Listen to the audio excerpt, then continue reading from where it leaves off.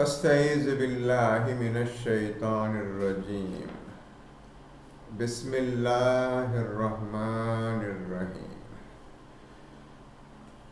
இப்போ போன தடவை ஒரு கேள்வி கேட்டிருந்த முக்கியமான கேள்வி, எல்லோரும் என்ன கேள்வி என்ன பதில் என்று ஆவலோடு எதிர்பார்த்திருக்கின்றார்கள்.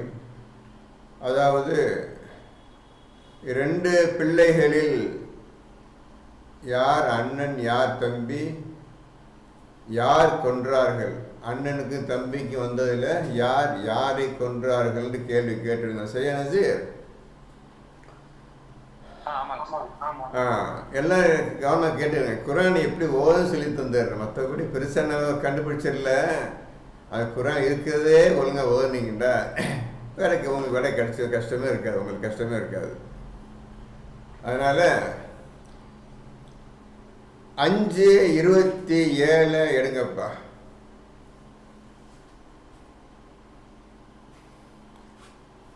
5:27 படிக்குமா அதை? குர்பானன் அத்லு அலைஹிம் நப அப்னே ஆதமா பில் அஹ். இப்போ அந்த வார்த்தையில தான் அர்த்தமே இருக்குது. யார் அண்ணன் யார் தம்பி, யார் யாரை கொலை செய்தார் என்று தெளிவாக அல்லாஹ் அதில் கூறியிருக்கின்றான். இப்போ முதல் வார்த்தை என்னப்பா? அரபில் போட்டிருக்குது என்ன? குர்பானன் ஃபதுகப்பில மின் அஹதிஹி. கொஞ்சம் ஃபதுகப்பில மின் அஹதிஹின்னு வார்த்தை இருக்குது. அரபி வார்த்தை நிறைய பேருக்கு தெரியாது. மாற்று மதத்தினர்களும் இருக்கின்றார்கள், அவர்களுக்கு அரபி தெரியாது. இப்போ நான் ஒரு வார்த்தை சொல்ல போகிறேன். இப்போ அல்லாஹ் சொல்கிறான், அஹதின்னா ஒருவன், முதல் ஆள். அஹதி முதல் ஒருவனுடைய குர்பான் ஏற்றுக்கொள்ளப்பட்டது. நல்லா புரிஞ்சுக்கோங்க, ஏற்றுக்கொள்ளப்பட்டது. அப்போ அடுத்தது வலம் யுத்தகப்பல், நிராகரிக்கப்பட்டது. மீனல் ஆஹிரி. நல்லா எல்லாம் புரிஞ்சுக்கிறங்க, ஹிந்து மக்கள் புரிஞ்சுக்கிறங்க. ஆஹிரி என்ற வார்த்தை அரபி வார்த்தை. ஆஹிரி என்றால் கடைசி. ஆஹிரத் இறுதி நாள், ஆஹிரத்து நாள் இறுதி நாள், இறுதி. ஆஹிரத் ஆஹிர்னா இறுதி, கடைசி, ரெண்டாவது, அடுத்தது, இப்படியெல்லாம் அர்த்தம் கொள்ளலாம். இப்போ அல்லாஹ் சொல்லுகின்றான், மூத்தவனுடைய குர்பான், அவனுடைய குர்பான் ஏற்றுக்கொள்ளப்பட்டது. ஆஹிரி கடைசியாக உள்ளவனிடம் இதை ஏற்றுக்கொள்ளப்படவில்லை. ரெண்டு பேர் தான், முதல் ஒருத்தன் கடைசியாக ஒருத்தன். இப்போ கடைசின யாரு? தம்பியை குறிக்கின்றது. இப்போ தம்பியுடைய குர்பான் எல்லாம் ஏற்றுக்கல, உடனே கோபமும் பொறாமையும் வந்து விட்டது அவனுக்கு. அவன் தான் அண்ணனை கொன்றான். இப்போ ஆஹிரின்னா இப்போ ஒரு வார்த்தையில தான் ஒரு விஷயத்தை எடுக்கணும். ஆஹிரின்னா கடைசி. ரெண்டு பேரில் கடைசி யாரு? அந்த கடைசி தம்பி ஆகுது. மூத்தவன் இல்லை, தம்பி ஆகுது. ஆஹிரி கடைசியாக போனது தம்பி. இந்த தம்பி தான் அண்ணன் மேலே பொறாமப்பட்டு அண்ணனை கொலை செய்தான். எல்லாம் சொல்லிட்டீங்க, தம்பி தான் அண்ணனை கொலை பண்ண, அண்ணன் தான் தம்பி தான் மாற்றமே சொல்ல பண்ணீங்க. ஆனால் எதுக்கு அர்த்தம்? அதுக்கும் ஆதாரம் சொல்ல, இதுக்கும் ஆதாரம் சொல்லலை. இப்போ அது ஒழுங்காக படிச்சிங்கண்டா இப்போ புரிஞ்சிடும். எல்லோரும் மற்ற மதத்தினருக்கு சொல்கிற ஆஹிரி என்றால் கடைசின்னு அர்த்தம் தான். ரெண்டாவது ரெண்டு பிள்ளைகளை கடைசி பிள்ளை யார்? தம்பி தான். ரெண்டாவது பிள்ளை தம்பி. ஆண்டவன் ஆஹிரின்னு சொல்கிறான். ஆஹிரின்னா கடைசி. ஆஹிரத் இறுதி நாள் பார்க்குறாள். நிறைய பார்த்து இறுதி நாள் மீது நம்பிக்கை கொள்வாள். ஆஹிரத் மொபில் ஆஹிரத்தை ஹும் யூக்கினும். ஆஹிரி. இப்போ தெளிவாக எல்லாம் புரிஞ்சுக்கிட்டீங்களா?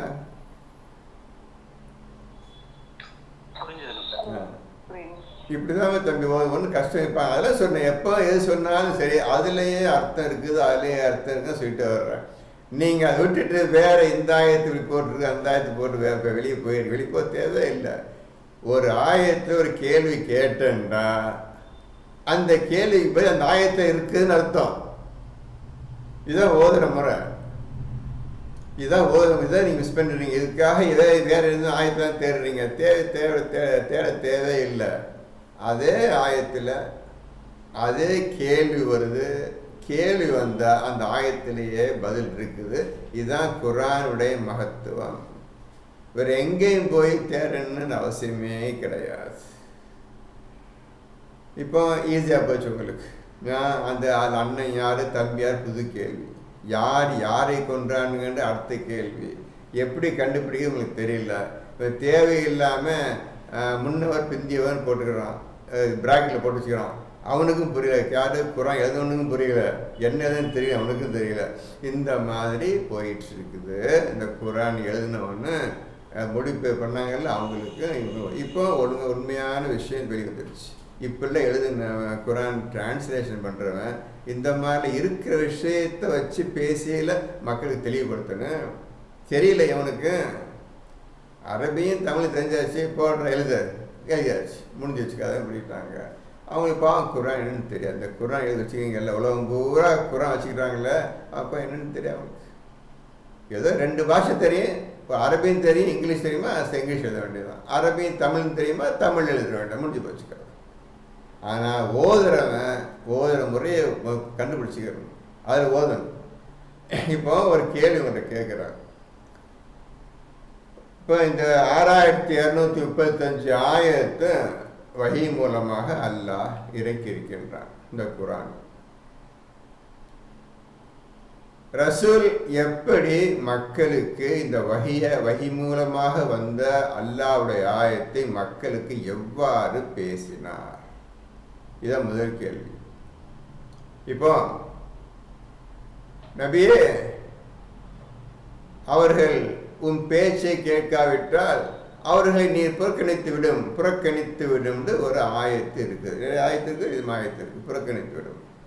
இப்போ இந்த ஆயத்தை ரசூல் அவர்கள் மக்களிடம் எப்படி பேசி சொன்னார்களா, அல்லது பேசாம புறக்கணிச்சுட்டு ஒதுங்கி போயிட்டாங்களா? இந்த ஆயத்தை எப்படி மக்களுக்கு சொன்னாங்க அவங்க? இந்த ஆயத்தை நபியே, அவர்கள் உன் பேச்சை கேட்காவிட்டால் அவர்களை புறக்கணித்து விடும் அப்படின்னு ஒரு ஆயத்து வருதுங்க.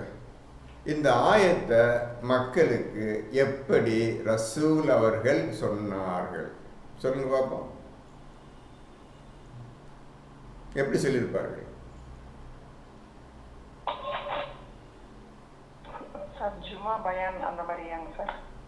இல்லைம்மா, இது ஒரு ஆயத்து வருது. இந்த இருக்கு உள்ள குரான்ல இருக்கு, புறக்கணித்து விடும் அவர்கள் வழி, அவர்கள் உம்முடைய வழி உமக்கு, இப்படிலாம் வருது. இதை எப்படி ரசூல் மக்களுக்கு எடுத்து சொன்னாரா? சரி, புறக்கணிச்சா ஒன்றும் கண்டுக்க தேவையில்லப்பா, நம்ம பாட்டு போயிடலாம் அப்படின்னு போனாரா? அதான் கேட்குறேன், எப்படி மக்கள் சொன்னார்? இப்போ நல்லா புரிஞ்சுக்கிறேங்க. செய்தியை அப்படியே அவங்க சொல்றதுதானே, சொல்லிதான் ஆகும். நான் எப்படி சொன்னதான் கேட்குறேன். நபியே, நீ அவர்களை புறக்கணித்து விடும் அப்படின்னு அல்லாஹ்ட்ட கட்டளை வந்துச்சு. செயல்பாட்டை எப்படி காட்டுவாங்க தம்பி? செயல்பாடை எப்படி காட்டுறது? புறக்கணிச்சாச்சு, எப்படி செய்ய காட்டுவாங்க? இப்போ சொல்லிடுறேன். அல்லாஹ்விடமிருந்து ஒரு செய்தி வருகிறது. அந்த செய்தி இப்போ ஒரு ஆயத்தை வந்துருச்சு. இந்த ஆயத்தை மக்கள்கிட்ட சொல்லணும். எப்படி சொல்லிப்பாங்க தெரியுமா? ஒரு வார்த்தை கூட மிஸ் பண்ணக்கூடாது. என்னுடைய வார்த்தை எதுவும் கிடையாது, முற்றிலும் அல்லாஹுடைய வார்த்தை. இந்த அல்லாஹுடைய வார்த்தை எந்த குறையும் இல்லாமல் நான் அவங்களை சொல்லிடுறேன்னு சொல்லி என்ன சொல்ல ஆயத்தை சொல்லுவாங்க. நபியே, அவர்கள் மக்களை பார்த்து பேசுவார். நல்லா மக்களை பார்த்து பேசுவார். நபியே, அவர்கள் உன் பேச்சை கேட்காவிட்டால் அவர்களை நீர் புறக்கணித்து விடும். இதான் ரசூல் பேசின பேச்சு மக்களிடம். செயலையும் காட்ட தேவையில்லை, சொன்ன வார்த்தை அல்லாஹ்விடமிருந்து இறங்கிய வார்த்தை அப்படியே சொல்லிடுவாங்க. இதுதான் குரான் பயான் பண்ணுறது, ரசூல் பண்ணுறது. இப்போ நான் அவங்கள்ட்ட சொல்கிறேன், சின்ன விஷயம் சொல்கிறேன் கேட்டுக்க. நம்ம என்ன செய்வோம்? யாராவது வாசல் நின்றாங்கடா, இந்தாப்பா அவர் போக சொல்லுப்பா அப்படின்னு சொல்லுவோம். நீங்கள் வந்து சொன்னா போப்பா சொல்லிட்டு வந்து உட்காந்துடுவீங்க. அப்படி பேச மாட்டாங்க. அவர் சொல்லுகிறார், அவர் போக சொல்லுப்பா பார்ப்போம் அப்படி அது சொன்ன அப்போ அந்த வார்த்தை அப்படியே சொல்லிட்டு உட்காந்துடும். இதான் ரசூல் பேசுகிற பேச்சுக்கு நம்ம செய்கிற பேச்சுக்கு வித்தியாசம். நம்ம வார்த்தை சொன்னால் அவன் என்னத்தான் கத்தி கிடக்குறான், நீ பாட்டு சும்மா இரு அப்படின்னு உனக்கிட்ட சொல்கிறேன். நீங்கள் அந்த ஆட்டுக்கு என்ன சொல்லுவீங்க? அவன் பார்த்து கட்டிட்டு இருக்கிறான், நீ பாட்டு சும்மா இரு அப்படின்னு சொல்லிட்டு ஒன்று உட்காருவீங்க. இதான் நீங்கள் நம்ம இப்படி தான் ரசூல் பேசுனா சொல்ல புரியுதா புரியலையா? நல்லா என்ன வார்த்தை வருதோ அப்படியே பேசி உட்காந்து ரசூல். ஆகவே இது அல்லாஹ்வுடைய வார்த்தை, என் சொந்த வார்த்தை கிடையாது. நானே குரான் எதுவும் எழுதிக்கிறல, எனக்கு யாரும் சொல்லியும் தரல, நானே கற்பனை பண்ணியும் பேசலை, நான் பொய்யாகவும் பேசலை. என்ன வழியாக எனக்கு இறங்குகின்றதோ அது அப்படியே ஒரு வார்த்தை கூட விட்டுறாம, ஒரு சொல்லு கூட விட்டுறாம அப்படியே நாங்கள் சொல்லிதான் அல்லாத அந்த வார்த்தை. அவர்களுக்கு கடுமையான வேதனை உண்டு என்று நீர் கூறிவிடும். அவர்களுக்கு அவர் என்ன சொல்வார் ரசூல்? அவர்களுக்கு கடுமையான வேதனை உண்டு என்று கூறிவிடும் என்று கூறிவிடும். அதையும் சரி சொல்வார். நான் சொல்ல புரிஞ்சுக்கிட்டீங்களா? புரியல எல்லாரும்? இப்படிதான் அந்த ஆயத்து என்ன போடுது அப்படியே மக்கள் சொல்லிடுவோம். இதுதான் ரசூல், இதான் பயம் பண்ணுன்னு கரெக்டாக சொல்கிறேன். எதை விடாமல் ஆண்டவன் சொன்ன வார்த்தையை கூட்டிக்கிறாம, குறைச்சிக்கிறாம, சின்னதாக்கிறாம, பெருசாக்கிறாம, அப்படி சொன்ன வார்த்தை அப்படியே வரும். இப்படிதான் ரசூல் பயம். இதே மாதிரி தான் ஃபஸ்தைஸ் பில்லாஹி மினஷ் ஷைத்தானிர் ரஜீம். நீ குர்ஆனை ஓதுவதற்கு முன்னர் விரட்டப்பட்ட ஷைத்தானை துளின் பாதுகாத்து கேள்வி கூறிக்கொள்வீராக அப்படின்ட்டு ஆண்டவன் சொல்றான். மேலும் நீர் குர்ஆனை ஓதுவீராயின் முன்னதாக வெருடப்பட்ட ஷைத்தானை விட்டும் அல்லாஹ்விடம் காவல் தேடி கொள்வீராக. இப்போ கொள்வீராக. இப்போ ரசூல் குர்ஆனை ஓதும் பொழுது என்ன வார்த்தை ஆனது சொன்ன அதே தான் சொல்லி ஓதுவார். ஃபஸ்தைஸ் பில்லாஹி மினஷ் ஷைத்தானிர் ரஜீம் சொல்லிட்டு தான் ஓதுவார். ஏன்னா அவர் கட்டளை தான், குர்ஆனை ஓதுவதற்கு முன்னர் நீ இந்த மாதிரி சொல்லிக் கொள்வீராக என்று சொல்றான்ல, அவர் சொல்லிக் கொள்வீராக என்று சொல்லிட்டு தான் ஓதுவார். என்ன வார்த்தை சொன்னானோ அதை சொல்லிட்டு தான் ஃபஸ்தைஸ் பில்லாஹி மினஷ் ஷைத்தானிர் ரஜீம் சொல்லிட்டு தான் ஓதணும். வெறும் அவுது பில்லாஹி மினஷ் ஷைத்தான் சொல்லக்கூடாது. ஆனால் சொன்ன வார்த்தை முன்ன நீ குர்ஆனை ஓத ஆரம்பித்தா. அப்போ நீங்கள் எல்லாரும் இதெல்லாம் புரிஞ்சுக்கிறீங்க, நீங்கள் எல்லாம் புரிஞ்சுக்கிறீங்க. நீங்கள் குர்ஆனை இன்னும் ஓத ஆரம்பிச்சா முதலில் ஃபஸ்தைஸ் பில்லாஹி மினஷ் ஷைத்தானிர் ரஜீம் என்று கூறிக்கொள்வீராகன்னு சொல்லிட்டு தான் நீங்கள் ஓதணும். ஏன்னா அல்லாஹ் விட்ட கட்டளை ரசூலுக்கு இந்த மாதிரி, அவரும் அதே மாதிரி சொல்லிட்டு தான் ஓதுறாரு. இப்போ ரசூலை பின்பற்றுவர்கள் நாம் அனைவரும் நாம் ரசூல் சொல்கிற மாதிரி குர்ஆன் ஓதுறதுக்கு முந்தைய ஃபஸ்தைஸ் பில்லாஹி மினஷ் ஷைத்தானிர் ரஜீம் சொல்லிட்டு தான் நீங்கள் குர்ஆனை ஓதுணும். அறவுரையாக ஓதக்கூடாது. ஒன்று விஷயம் அவுது பில்லாஹி மினஷ் ஷைத்தானிர் ரஜீம் நான் சொல்லியிருக்கிறேன். அதுக்கு தூண்டினால், உன் மனதை தூண்டினால், கெட்ட வழி பக்கம் இழுத்தால், அப்பொழுது நீ அவுது பில்லாஹி மினஷ் ஷைத்தானிர் ரஜீம் கூறிக்கொள்வீராக. குர்ஆனை ஓதுவதற்கு ஃபஸ்தைஸ் பில்லாஹி மினஷ் ஷைத்தானிர் ரஜீம். அவன் ஷைத்தான் கெட்ட வழியில் தூண்டினால் அவுது பில்லாஹி மினஷ் ஷைத்தானிர் ரஜீம், அந்த ஷைத்தான் என்கிட்ட வராமல் இருப்பதற்கு உன்னை பாதுகாவலை தேடுகிறேன். இவ்வாறாக குர்ஆனில் பல வகையாக அவன் சொல்லியிருக்கின்றான். அதே போலவே நீங்களும் ஓதுங்கள். இப்போ புரிஞ்சுக்கிட்டீங்களா தம்பி?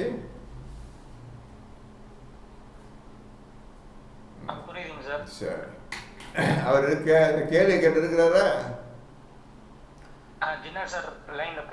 கேட்டு வேணாம், கேட்டு பதில் சொல்லிட்டேன். சரி,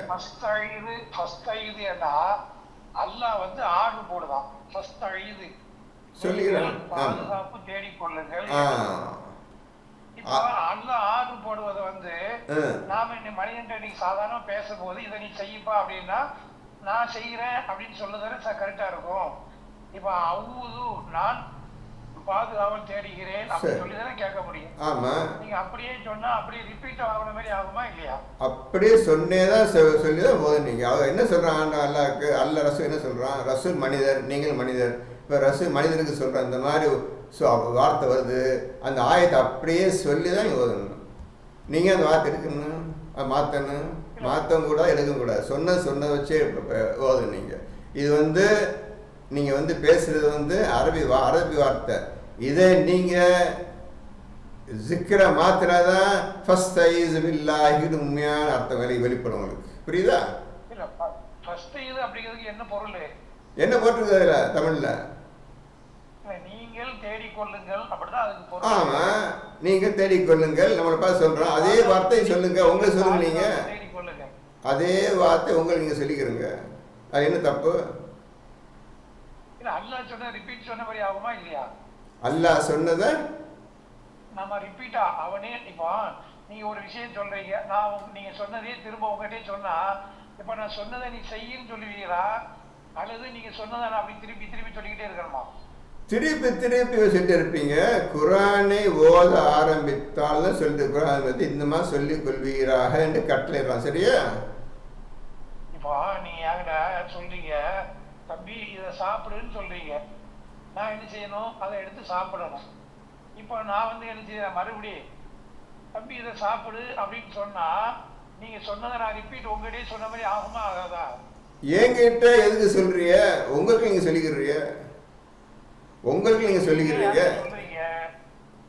நீங்க என்கிட்ட தம்பி சாப்பிடுன்னு சொன்னா நான் அந்த செயலை வந்து செய்யணும், சாப்பிடணும். அதானே? நான் சாப்பிடாம உங்ககிட்ட வந்து என்ன செய்யறேன்? தம்பி சாப்பிடு நீங்க சொன்ன வார்த்தையை திரும்ப சொன்னா அது எப்படி, அதுக்கு எப்படி எடுத்துக்கொள்றது? நான் என்ன சொல்றேன் உங்களுக்கு? அல்லாஹ் சொன்ன வார்த்தையை அப்படியே சொல்லியே செய்யுங்க தான் சொல்றேன். உங்களுக்கு தான் சொல்லிக்கிறீங்க. உங்களுக்கு தான் சொல்லிக்கிறீங்க. அது நான் எனக்கு நான் எப்படி பாதுகாப்பு தேடுறது? அவுது அப்படிதான் நான் பாதுகாப்பு தேட முடியும். நீங்க எப்படி வேணுமோ எடுத்துக்கிறீங்களா? இப்போ உங்க அல்லாஹ் சொல்றான், ஒவ்வொருத்தருக்கும் தனித்தனி அறிவு இருக்குது, சிந்தனை இருக்குது. ஒவ்வொருத்தருக்கும் தனித்தனி சிந்தனை இருக்குது. உங்களுக்கு எப்படி சிந்தனைப்படுதோ அதே மாதிரி செய்யுங்க. நீங்க மனுஷன் பேச கேட்கக்கூடாது. அல்லாஹ் ஒரு வார்த்தையை சொல்லிவிட்டான், அந்த பேச்சுக்கு நீங்கள் இப்போ சொல்ல கேளுங்க. நீங்க வந்து இப்போ வந்து அதுக்கு வந்து என்னன்னு கருத்தை கண்டுபிடிக்கணும். அதை சொன்னானவன் ஆண்டவன் என்ன குரான் முழுமையை கொடுத்தானே, அவரை சிந்திக்க வேண்டாமான்னு கேட்டான்னு செய்விய? என்ன செய்வீன்னு கேட்குறேன். செஞ்சீங்களா? எப்படி சிந்திப்பிய? எப்படி சிந்திப்பிய? சிந்தனை என்று யாரு யாரும் சொல்லிதான் கொடுக்கல இது வரைக்கும் உலகத்துல. முடியல, யாரும் சொல்லி கொடுக்கல, சொல்லி தரல. அப்ப எப்படி செய்ய சொல்லிட்டானு? செய்ய சொல்லிட்டானு எப்படி செய்யறது? ஆண்டவன் செய்ய சொல்லிட்டான், மனிதர்களை செய்ய சொல்லிட்டாங்க. எப்படி செய்யறது? சிந்திப்பீரா? சிந்தியுங்கள் மனிதர்களே, சிந்திச்சு பாருங்கள். அவளை சிந்திக்க வேண்டாமான்னு கேட்டான். இன்னும் சிந்தனை வார்த்தைக்கு அர்த்தம் தெரியாது. என்ன செய்ய போறீங்க? இப்போ இதுவரை என்ன செய்யிட்டு இருந்தீங்க? இப்போ போயிட்டு இல்லை, மறுபடியும் அல்லாட்டு தான் கேட்பேன். இதுவா இது என்ன எனக்கு நீ கற்றுக் கொடுன்னு அவன்ட்டு தான் கேட்பேன். அதே மாதிரி தான் ஃபர்ஸ்ட் சைஸ் பில்லாகி நீங்கள் பார்த்து சொல்கிற இதை எப்படி சிந்திக்கிறதுன்னு கேளுங்க. அவ்வளோதான். என்ன கஷ்டம் உங்களுக்கு? இதில் என்ன பெரிய பெரிய கஷ்டமான என்ன நாலேஜுக்கு நீங்கள் இப்போ என்ன உங்கள் கஷ்டம் இதில் சொல்கிறதில்ல? என்ன தப்பு வந்துட போகுது? என்ன தப்பு வந்துட போகுது? ஃபர்ஸ்ட் சைஸ் பில்லா இன்னும் சொன்னதுனால என்ன தப்பு வந்துட போகுது உங்களுக்கு? என்ன பாதகம் வந்துட போகுது உங்களுக்கு? இல்ல உங்களுக்கு என்ன தப்பு வரப்போன்னு கேக்குறேன். உங்களுக்கு என்ன தப்பு நடக்கப்போன்னு கேக்குறேன். சார், அரபியினுடைய மொழி பிரகாரம் இப்போ ஒரு செயலை நம்மகிட்ட செய்ய சொன்னா நான் வந்து இப்ப எப்படி கேட்கணும்? அவுது பில்லாஹி, நான் அல்லாஹ்விடத்தில் பாதுகாப்பு தேடுகிறேன்னு சொல்லி அவுது எனக்கு தானே நான் கேட்கணும். இது பண்ணாம அப்படியே சொல்லுங்க அப்படின்னா அது ரிப்பீட் ஆகதானே ஆகும் அப்படிங்கிறது என்னுடைய கேள்வி. சரி, ரிப்பீட் ஆகும் தப்பு இல்லை. நீங்க அல்லாஹ் சொன்ன இப்போ அந்த வார்த்தை ஓத மாட்டீங்க. இப்போ இந்த வார்த்தை இருக்கு ஃபர்ஸ்ட் சைஸ் பில்லாஹி வார்த்தை, அந்த வார்த்தை விட்டாம போறீங்களா? இப்போ இந்த வார்த்தை இருக்குது ஃபர்ஸ்ட் சைஸ், இந்த வார்த்தை இருக்குது, இந்த வார்த்தை விட்டுட்டு ஓத போறீங்களா? அது அப்படியே ஓத போறீங்களா கேட்க மாட்டேன். ஏன் ஃபர்ஸ்ட் சைஸ் ஆன சொல்றான்னு இந்த வார்த்தை யூஸ் பண்ணீங்களா யூஸ் பண்ண மாட்டீங்க? அது என்னுடைய அல்லாஹ் எனக்கு போடக்கூடிய கட்டளை. இங்க பாருங்க, நான் சொல்ற கேட்க புரிஞ்சுக்கிறேங்க. நீங்க இப்போ குரானை ஓதுறீங்க, குரானை ஓதி இப்போ இந்த வார்த்தை விட்டுற போறீங்க, அதான் சொல்றீங்க. இப்போ நீங்க ஃபர்ஸ்ட் இஸ் விட்டுற போறேன்னு சொல்ல போறீங்க, அதான் சொல்றீங்க இப்போ நீங்க. ஆமாஜி அல்லாஹ் சொல்லிட்டா இல்லை அதெல்லாம் கேட்குற கேள்வி ஒழுங்கா புரிஞ்சுக்கிட்டு பதில் சொல்லுங்க முதல்ல. இப்போ அல்லாஹ் இந்த மாதிரி ஃபர்ஸ்ட் ஐஸ் பில்லாஹின்னு ஒரு வார்த்தை ஆரம்பிக்குது. நீங்க ஃபர்ஸ்ட் ஐஸை விட்டுட்டு தான் ஓதுவேன்னு ஓத போறீங்களா, அந்த வார்த்தை யூஸ் பண்ண போல கேட்குறேன். அல்லாஹ் சொன்னதை நான் அப்படி ஃபாலோ பண்ணணும். எப்படி ஃபாலோ பண்ணணும்? அவுது பில்லாஹின்னு நான் ஃபாலோ பண்ணணும். ஏங்க நான் உங்கள்கிட்ட கேட்க புரியுதா புரியலையா? ஃபர்ஸ்ட் ஐஸ்ன்னு ஒன்று வார்த்தை போட்டிருக்கிறான், இதை சொல்லுவீங்களா சொல்ல மாட்டேன் கேட்குறேன். இப்போ நீங்க சாப்பிட சும்மா இங்க பாருங்க, வீண் பேச்சு பேசிருக்காங்க. கொஞ்சம் சொல்ல புரியுங்க முதல்ல, சொல்ல புரிஞ்சுக்கிறேங்க. அல்லாஹ் இந்த வார்த்தையை சொல்றான், சொல்லுவீங்களா சொல்ல மாட்டேன் கேட்குறேன். அது விட்டு எங்கேயும் ஓடுறீங்க மறுபடியும் ஷைத்தான் மாதிரி பார்க்குறீங்க மறுபடியும். இப்போ ஃபர்ஸ்ட் ஐஸ் பில்லாஹி பேசாதே, சொல்ல கேளுங்க. ஃபர்ஸ்ட் ஐஸ் பில்லாஹி மினஷ் ஷைத்தான்னு சொல்லிக்கிறான். இந்த ஃபர்ஸ்ட் ஐஸ் சொல்லுவீங்களா சொல்ல மாட்டேன் கேட்குறேன். நான் இப்போ அவுது தான் சொல்லணும். சரிங்க சொல்லிக்கிறேங்க, அவ்வளோதாங்க. இதுக்கேங்க பெரிய தாவா உங்களுக்கு, இதுக்கே உள்ள வேஸ்ட் பண்ணிய. நான் கோபப்படலையே, நீங்க தேவையில்லாம விதண்டாவாதம் பண்றீங்க. நான் கேட்கறது கேட்கிற கேள்வி அல்லாஹ் இந்த மாதிரி ஆயத்தை சொல்லியிருக்கிறான், இதை சொல்லுவீங்களா சொல்ல மாட்டேன்னு கேட்கிறேன். நான் ஹவுஸ் தான் சொல்லுவேன் சொல்லியிருப்பாங்க.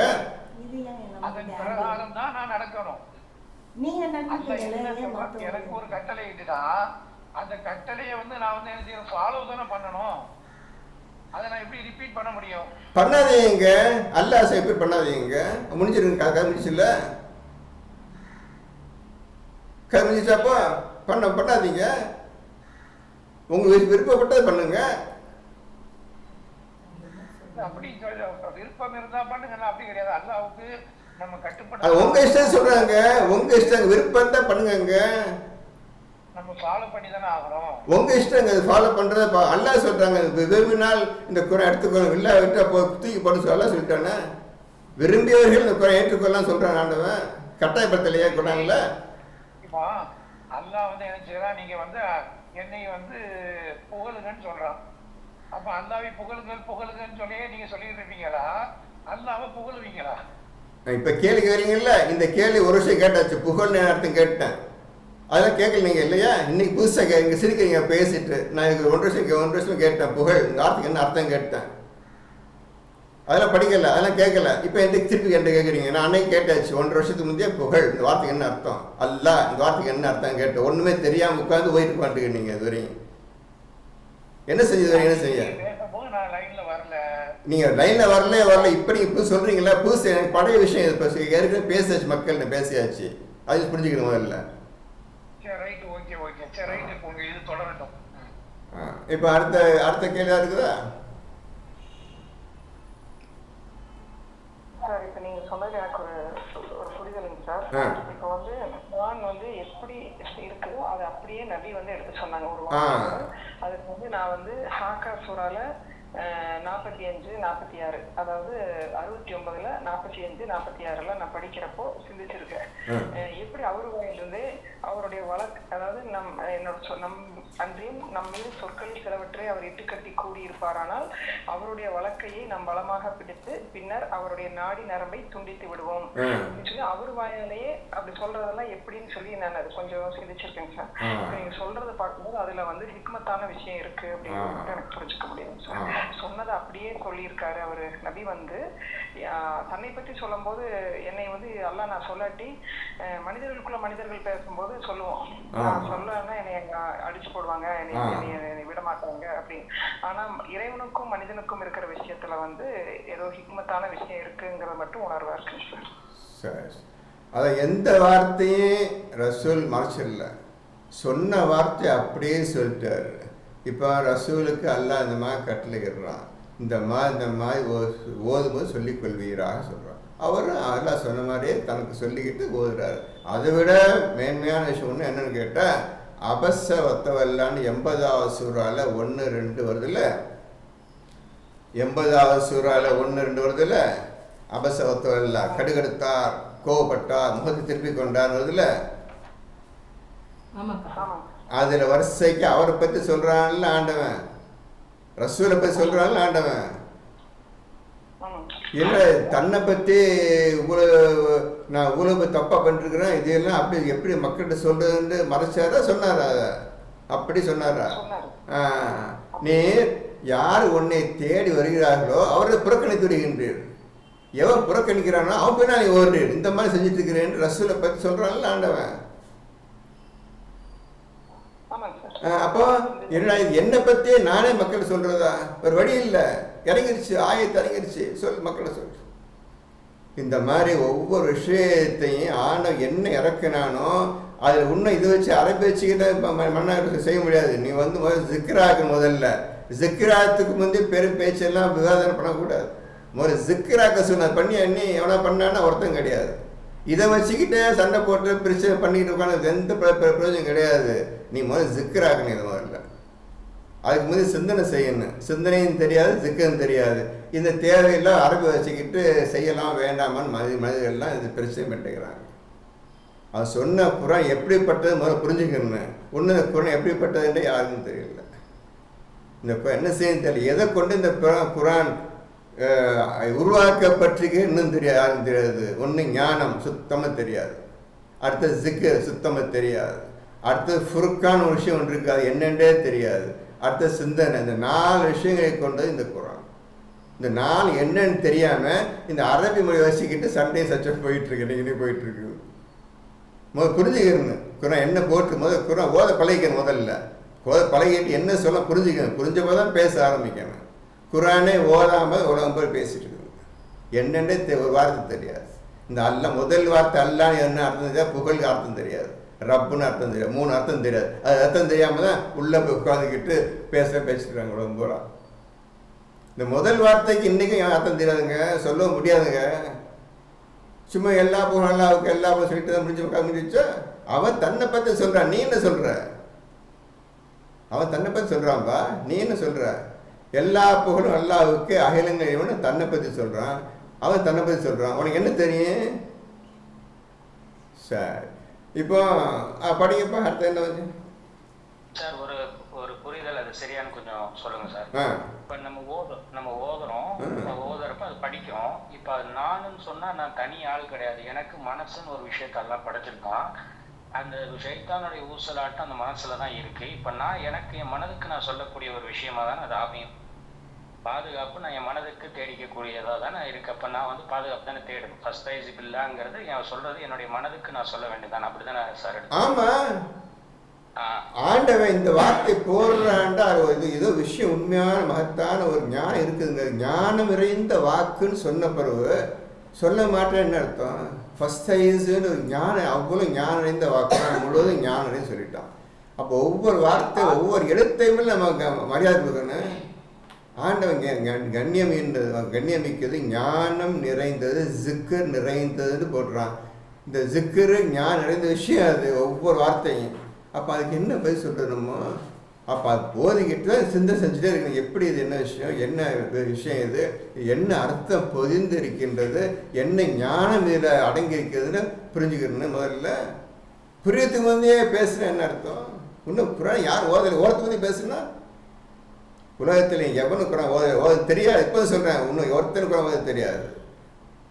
தேவையில்லை விதண்டவாதம் கூட எல்லாம் பண்ணிகிட்டு இருப்பாங்க. அவங்க ஃபஸ்ட்டு ஓத கற்றுக்கணும். எப்படி ஓத 4 விஷயம் தெரியாமல் குரான் கிடையாது. 4 தூண், இந்த 4 தூணை குரான் இருக்குது. இந்த 4 என்னென்ன எந்த மனிதன் தின்னிக்கும் தெரியாது. அப்போ அரபி மொழி வச்சு என்ன செய்ய போகிறீங்க நீங்கள்? உங்கள் ஜிக்கர் மொழி என்ன ஆச்சு, ஞானம் என்ன ஆச்சு? அப்போ அதில் ஃபுல்லாக ஞானம் இருந்ததில்ல குரான். ஒரு வார்த்தை எவ்வளோ சக்தி இருக்குது தெரியுமா? அலிஃப் லாம் மீன் போட்டான், ஒவ்வொரு வார்த்தையும் போட்டான். அப்போ என்ன அர்த்தம் இருக்குது? அலிஃப் இருக்குது, லாம் இருக்குது, மீன் என்ன இருக்குது? அப்போ எதையுமே சிந்திக்காமல் இப்போ தெரியல விதண்டாவது மட்டும் வேகம் பண்ண நடக்குது. பற்றியெல்லாம் சிந்திக்கிற ஒன்று சிந்தை என்னன்னு தெரியல. தெரியறதுக்கு வந்து இவ்வளோ பேச்சு பார்த்துக்கிறேன், நீங்களே பார்த்துக்கிறேங்க. இதான் மக்கள் இன்னைக்குள்ள மக்கள் செய்யதான் இன்னைக்கு. சரியா சொன்னீங்க. என்ன சரி இப்போ நீங்கள் சொன்னது சார் புது விஷயம் சொன்னது. வேற என்ன? அல்ஹம்துலில்லாஹி ரப்பில் ஆலமீன். படிங்க.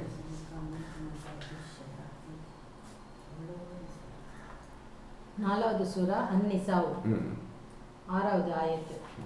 அனாதைகளை அவர்கள் திருமண வயது அடையும் வரை சோதித்து கொண்டிருங்கள். அவர்கள் அறிவை பெற்று விட்டதாக நீங்கள் அறிந்தால் அவர்களிடம் அவர்கள் சொத்தை ஒப்படைத்து விடுங்கள். அவர்கள் பெரியவர்களாகி விடுவார்கள் என்று அவர்கள் சொத்தை அவசரமாகவும் வீண் விரயமாகவும் சாப்பிடாதீர்கள். இன்னும் செல்வந்தராக இருந்தால் அச்சொத்தில் இருந்து ஊதியம் பெறுவதை தவிர்த்து கொள்ளட்டும்.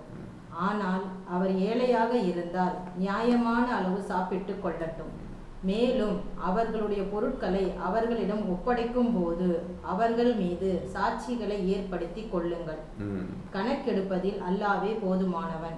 இந்த ஆயத்து முழுமையாக புரியுதுல? கஷ்டம் இல்லையில? கொஞ்சம் அது என்னன்னு சொல்லுங்க. சொல்லுங்க. அதாவது அநாத பிள்ளைகள் இருந்தால் அவங்க வயது வரும் வரை ஒழுங்காக பார்த்துட்டு வயது 15 16 வயசு வரை உங்களுக்கு செக் பண்ணிட்டே வாங்க. திருமண அனாதைகளை அவர்கள் திருமண வயது அடையும் வரை சோதித்து கொண்டிருங்கள். அவங்களுக்கு திருமண வயசு ஒரு 20 வயசு வச்சுக்கிறோங்க. 20 வயசு சோதிச்சுட்டே வாங்க. இந்த பெண்ணுக்கு கல்யாணம் வைக்கலாமா, வச்ச ஒழுங்காக வாழ்வாளா, இவளுக்கு பிடித்தமான கனவு தோதான கனவு யாராக இருக்கும் அப்படின்ட்டு அநாதை பெண்களை வளர்க்குறவங்க இந்த மாதிரி முழுமையாக டோட்டல் கேர் எடுத்துக்கணும். எந்த குறையும் இல்லாமல் அவங்களுக்கு அவங்க கல்யாணம் ஆகி ஒழுங்காக போகிற வரை பத்திரம் பார்த்துக்கணும். இந்த மாதிரி அல்லாஹ் சொல்கிறான். அப்புறம் அவர்கள் அறிவை பெற்று விட்டதாக நீங்கள் அறிந்தால் எல்லாம் ஒழுங்காக கல்யாணம் வச்சா நல்லா ஒழுங்காக இருப்பாங்கப்பா, எல்லாம் குடும்ப வாழ்க்கை நடத்துக்கு தோத அவங்களுக்கு அறிவு இருக்குதுப்பா என்று நீங்கள் அறிந்து கொண்டால் அவர்களிடம் அவர்கள் சொத்தை ஒப்படைத்து விடுங்கள். இப்போ அவர்களிடம் சொத்தை ஒப்படைச்சிடுங்க. அவங்க சொத்து வச்சுருந்தீங்கல்ல பத்திரமா, இப்போ வயசு 18 வயசு ஆச்சு, ஒழுங்காக சொத்தை பராமரிப்பதற்கு எல்லாத்துக்கும் தகுதியான ஆயிட்டாங்க அந்த பெண்ணு சொல்லி அவங்க சொத்தை ஒப்படைச்சிருங்க. அவர்கள் பெரியவர்கள் ஆகி விடுவார்கள் என்று அவர்கள் சொத்தை அவசரமாகவும் வீண் விரயமாகவும் சாப்பிடாதீர்கள். இப்போ அவருடைய சொத்தை பெரியவன் ஆகிட்டா கிடைக்காம போயிரும்பா அப்படின்னு சொல்லி அவங்க சொத்தை தின்றாதீங்க. அதுக்கு சாப்பிட்டு முடிச்சிடலாம், பெரிய நாது கேட்பான், நம்ம என்ஜாய் பண்ணிடலான்னு ஒரு காலம் சாப்பிட்றாதீங்க அநாத சொத்தை. இன்னும் செல்வந்தராக இருந்தால் அச்சொத்தில் இருந்து ஊதியம் பெறுவதை தவிர்த்து கொள்ளட்டும். நீங்கள் பணக்காரர் இருக்கிறீங்க, ஒரு ஏழை அநாத பிள்ளையோட சொத்து உங்கள்கிட்ட இருக்குது, உங்கள்கிட்ட பணம் இருக்குது, அநாத பிள்ளை சொத்தை தொற்றாதீங்க. உங்கள்கிட்ட பணம் இருக்குது, அதை சாப்பிடுங்க தவிர அந்த பிள்ளைகள் பணத்தை தொற்றாதீங்க. ஆனால் அவர் ஏழையாக இருந்தால் நியாயமான அளவு சாப்பிட்டு கொள்ளவும். அந்த அநாதைகளை பாதுகாத்து கொண்டும் அவர்களுடைய செல்வத்தை உங்களிடம் இருக்கும் வரை நீங்கள் ஏழையாக இருந்தால், வசதி குறைவாக இருந்தால் அந்த அநாய சொத்து இருந்து ஜாக்கிரதையாக கொஞ்சமாக சாப்பிட்டுக்கிறங்க. அந்த அவங்க பணத்திலிருந்து கொஞ்சமாக சாப்பிட்டுக்கிறங்க. மேலும் அவர்களுடைய பொருட்களை அவர்களிடம் ஒப்படைக்கும் போது அவர்கள் மீது சாட்சிகளை ஏற்படுத்தி கொள்ளுங்கள். அவங்க பணத்தை திருப்பி தரும்போது, அநாதைகளுடைய சொத்தை அவங்களுக்கு திருப்பி தரும் பொழுது சாட்சிகளை வைத்து கொண்டு அவருடைய பொருளை அவர்களிடம் ஒப்படைத்து விடுங்கள். கணக்கெடுப்பதில் அல்லாஹ்வே போதுமானவர். இந்த மாதிரி நீங்கள் ஒழுங்காக நடந்துக்கிறீங்களா? அவங்க சொத்துல நீங்கள் எவ்வளோ செலவு பண்ணீங்க, நீங்கள் பத்திரம் வச்சுருந்தீங்களா, திருப்பி கொடுத்தது அப்படி மொத்தம் எல்லாத்தையும் கொடுத்துட்டீங்களா என்பது கணக்கெடுக்க அல்லாஹ் போதுமானவன். என்ன நசீர் புரியுது உங்களுக்கு? இல்லை சார், இப்போ புரியுது, கொஞ்சம் எக்ஸ்பிளைன் உங்ககிட்ட இருந்து கேட்கலாங்கிறது. சரி சரி சரி. 7. பெற்றோரோ நெருங்கிய உறவினர்களோ விட்டு சென்றதில் ஆண்களுக்கு பாகம் உண்டு. அவ்வாறே பெற்றோரோ நெருங்கிய உறவினரோ விட்டு சென்றதில் பெண்களுக்கும் பாகம் உண்டு. இப்போ எல்லாம் புரிஞ்சுக்கோங்க. இப்போ ஒரு 7 6 7 ஆயத்து வருது. அல்லாஹ் இந்த மாதிரி பங்கு போட்டுக்கொள்ள வேண்டும், ஷேர் அவங்களோட ஷேர் இந்த மாதிரி கொடுக்கணுன்னு தெளிவாக சொல்லியிருக்காங்கல்ல. இன்னாருக்கு இவ்வளவு, பிள்ளைகளுக்கு இவ்வளவு, பெண் பிள்ளைகளுக்கு இவ்வளவு, தாய்க்கு இவ்வளவு, தந்தைக்கு இவ்வளவு, எல்லாம் கிளீனாக போட்டான். இந்த கணக்கை இதுவரை செய்தவன் எவனும் கிடையாது. அதையும் சொல்லி கேட்டுக்கிறேங்க. இஸ்லாமிய சொத்து முஸ்லீம் மறுபடி சொத்தை பிரிக்கன்னு சொல்கிறாங்கல்ல, எவனையும் இந்த அல்லாஹ் சொன்ன பிரித்ததும் கிடையாது, செஞ்சதும் கிடையாது, அது படித்ததே கிடையாது, எவனுக்கும் தெரியாது. அதையும் சொல்லிடுறேன். இப்போ எல்லாம் புரிஞ்சுக்கோங்க. நீ ஒரு காலம் அல்லாஹ் சொல்லியபடி நீங்கள் சொத்தை பிரிக்கவே முடியாது. அப்போ ஏன் முடியாதுன்னு சொல்கிறேன்? இதை ஜிக்ராக மாற்று. எல்லாம் தெளிவாக கிடச்சி, யாருக்கு எவ்வளோ கொடுக்கணும்னு தெரிஞ்சு உனக்கு. இது அரபி வச்சுக்கிட்டு நீ ஒன்றும் செய்ய முடியாதுன்னு அர்த்தம். இது மாதிரி செஞ்சவன் எவனுக்கு உலகத்துக்கு கிடையாதுங்க. ரசூல் காலத்தை இன்னைக்கு வரை எவனும் கிடையாது, நாளைக்கு எவனும் கிடையாது சொல்லிடுறேன். ஒன்றுக்கு பதில் சொல்லிட்டு பார்ப்போம். இது ஒன்று ஆயத்துக்கு ஏதாவது பதில் சொல்லிட்டு பார்ப்போம். பதில் சொல்ல தெரியாது. அதை புரிஞ்சுக்கோங்க. ஒன்றுமே தெரியாத முட்டாள் கூட்டம் தான் நம்ம கூட்டம். இதுங்க தான் போயிட்டுருக்கு, உட்காந்துக்கிட்டு இருக்கு. அதையும் புரிஞ்சுக்கிறேன் முதல்ல. குறைவாக இருந்தாலும் சரி, அதிகமாக இருந்தாலும் சரியே, இது அல்லாஹ்வினால் விதிக்கப்பட்ட பாகமாகும். கேட்டவாங்க, இதுக்கு நான் பதில் சொல்லல. இப்போ என்ன போட்டு எதாவது புரியுதான்னு உங்களுக்கு எதாவது புரியுதான்னு பார்த்துக்கிட்ட போதும். பாக பிரிவினை செய்யும் போது உறவினர்களோ அனாதைகளோ ஏழைகளோ வந்து விடுவார்கள். ஆனால் அவர்களுக்கும் அதிலிருந்து வழங்குங்கள். மேலும் அவர்களிடம் கனிவான வார்த்தைகளை கொண்டே பேசுங்கள். இப்போ இந்த ஆயத்துல என்ன புரிஞ்சுக்கிட்டீங்க? அப்பா அம்மா சம்பாதிச்ச சொத்து இருக்குது, பணம் இருக்குது.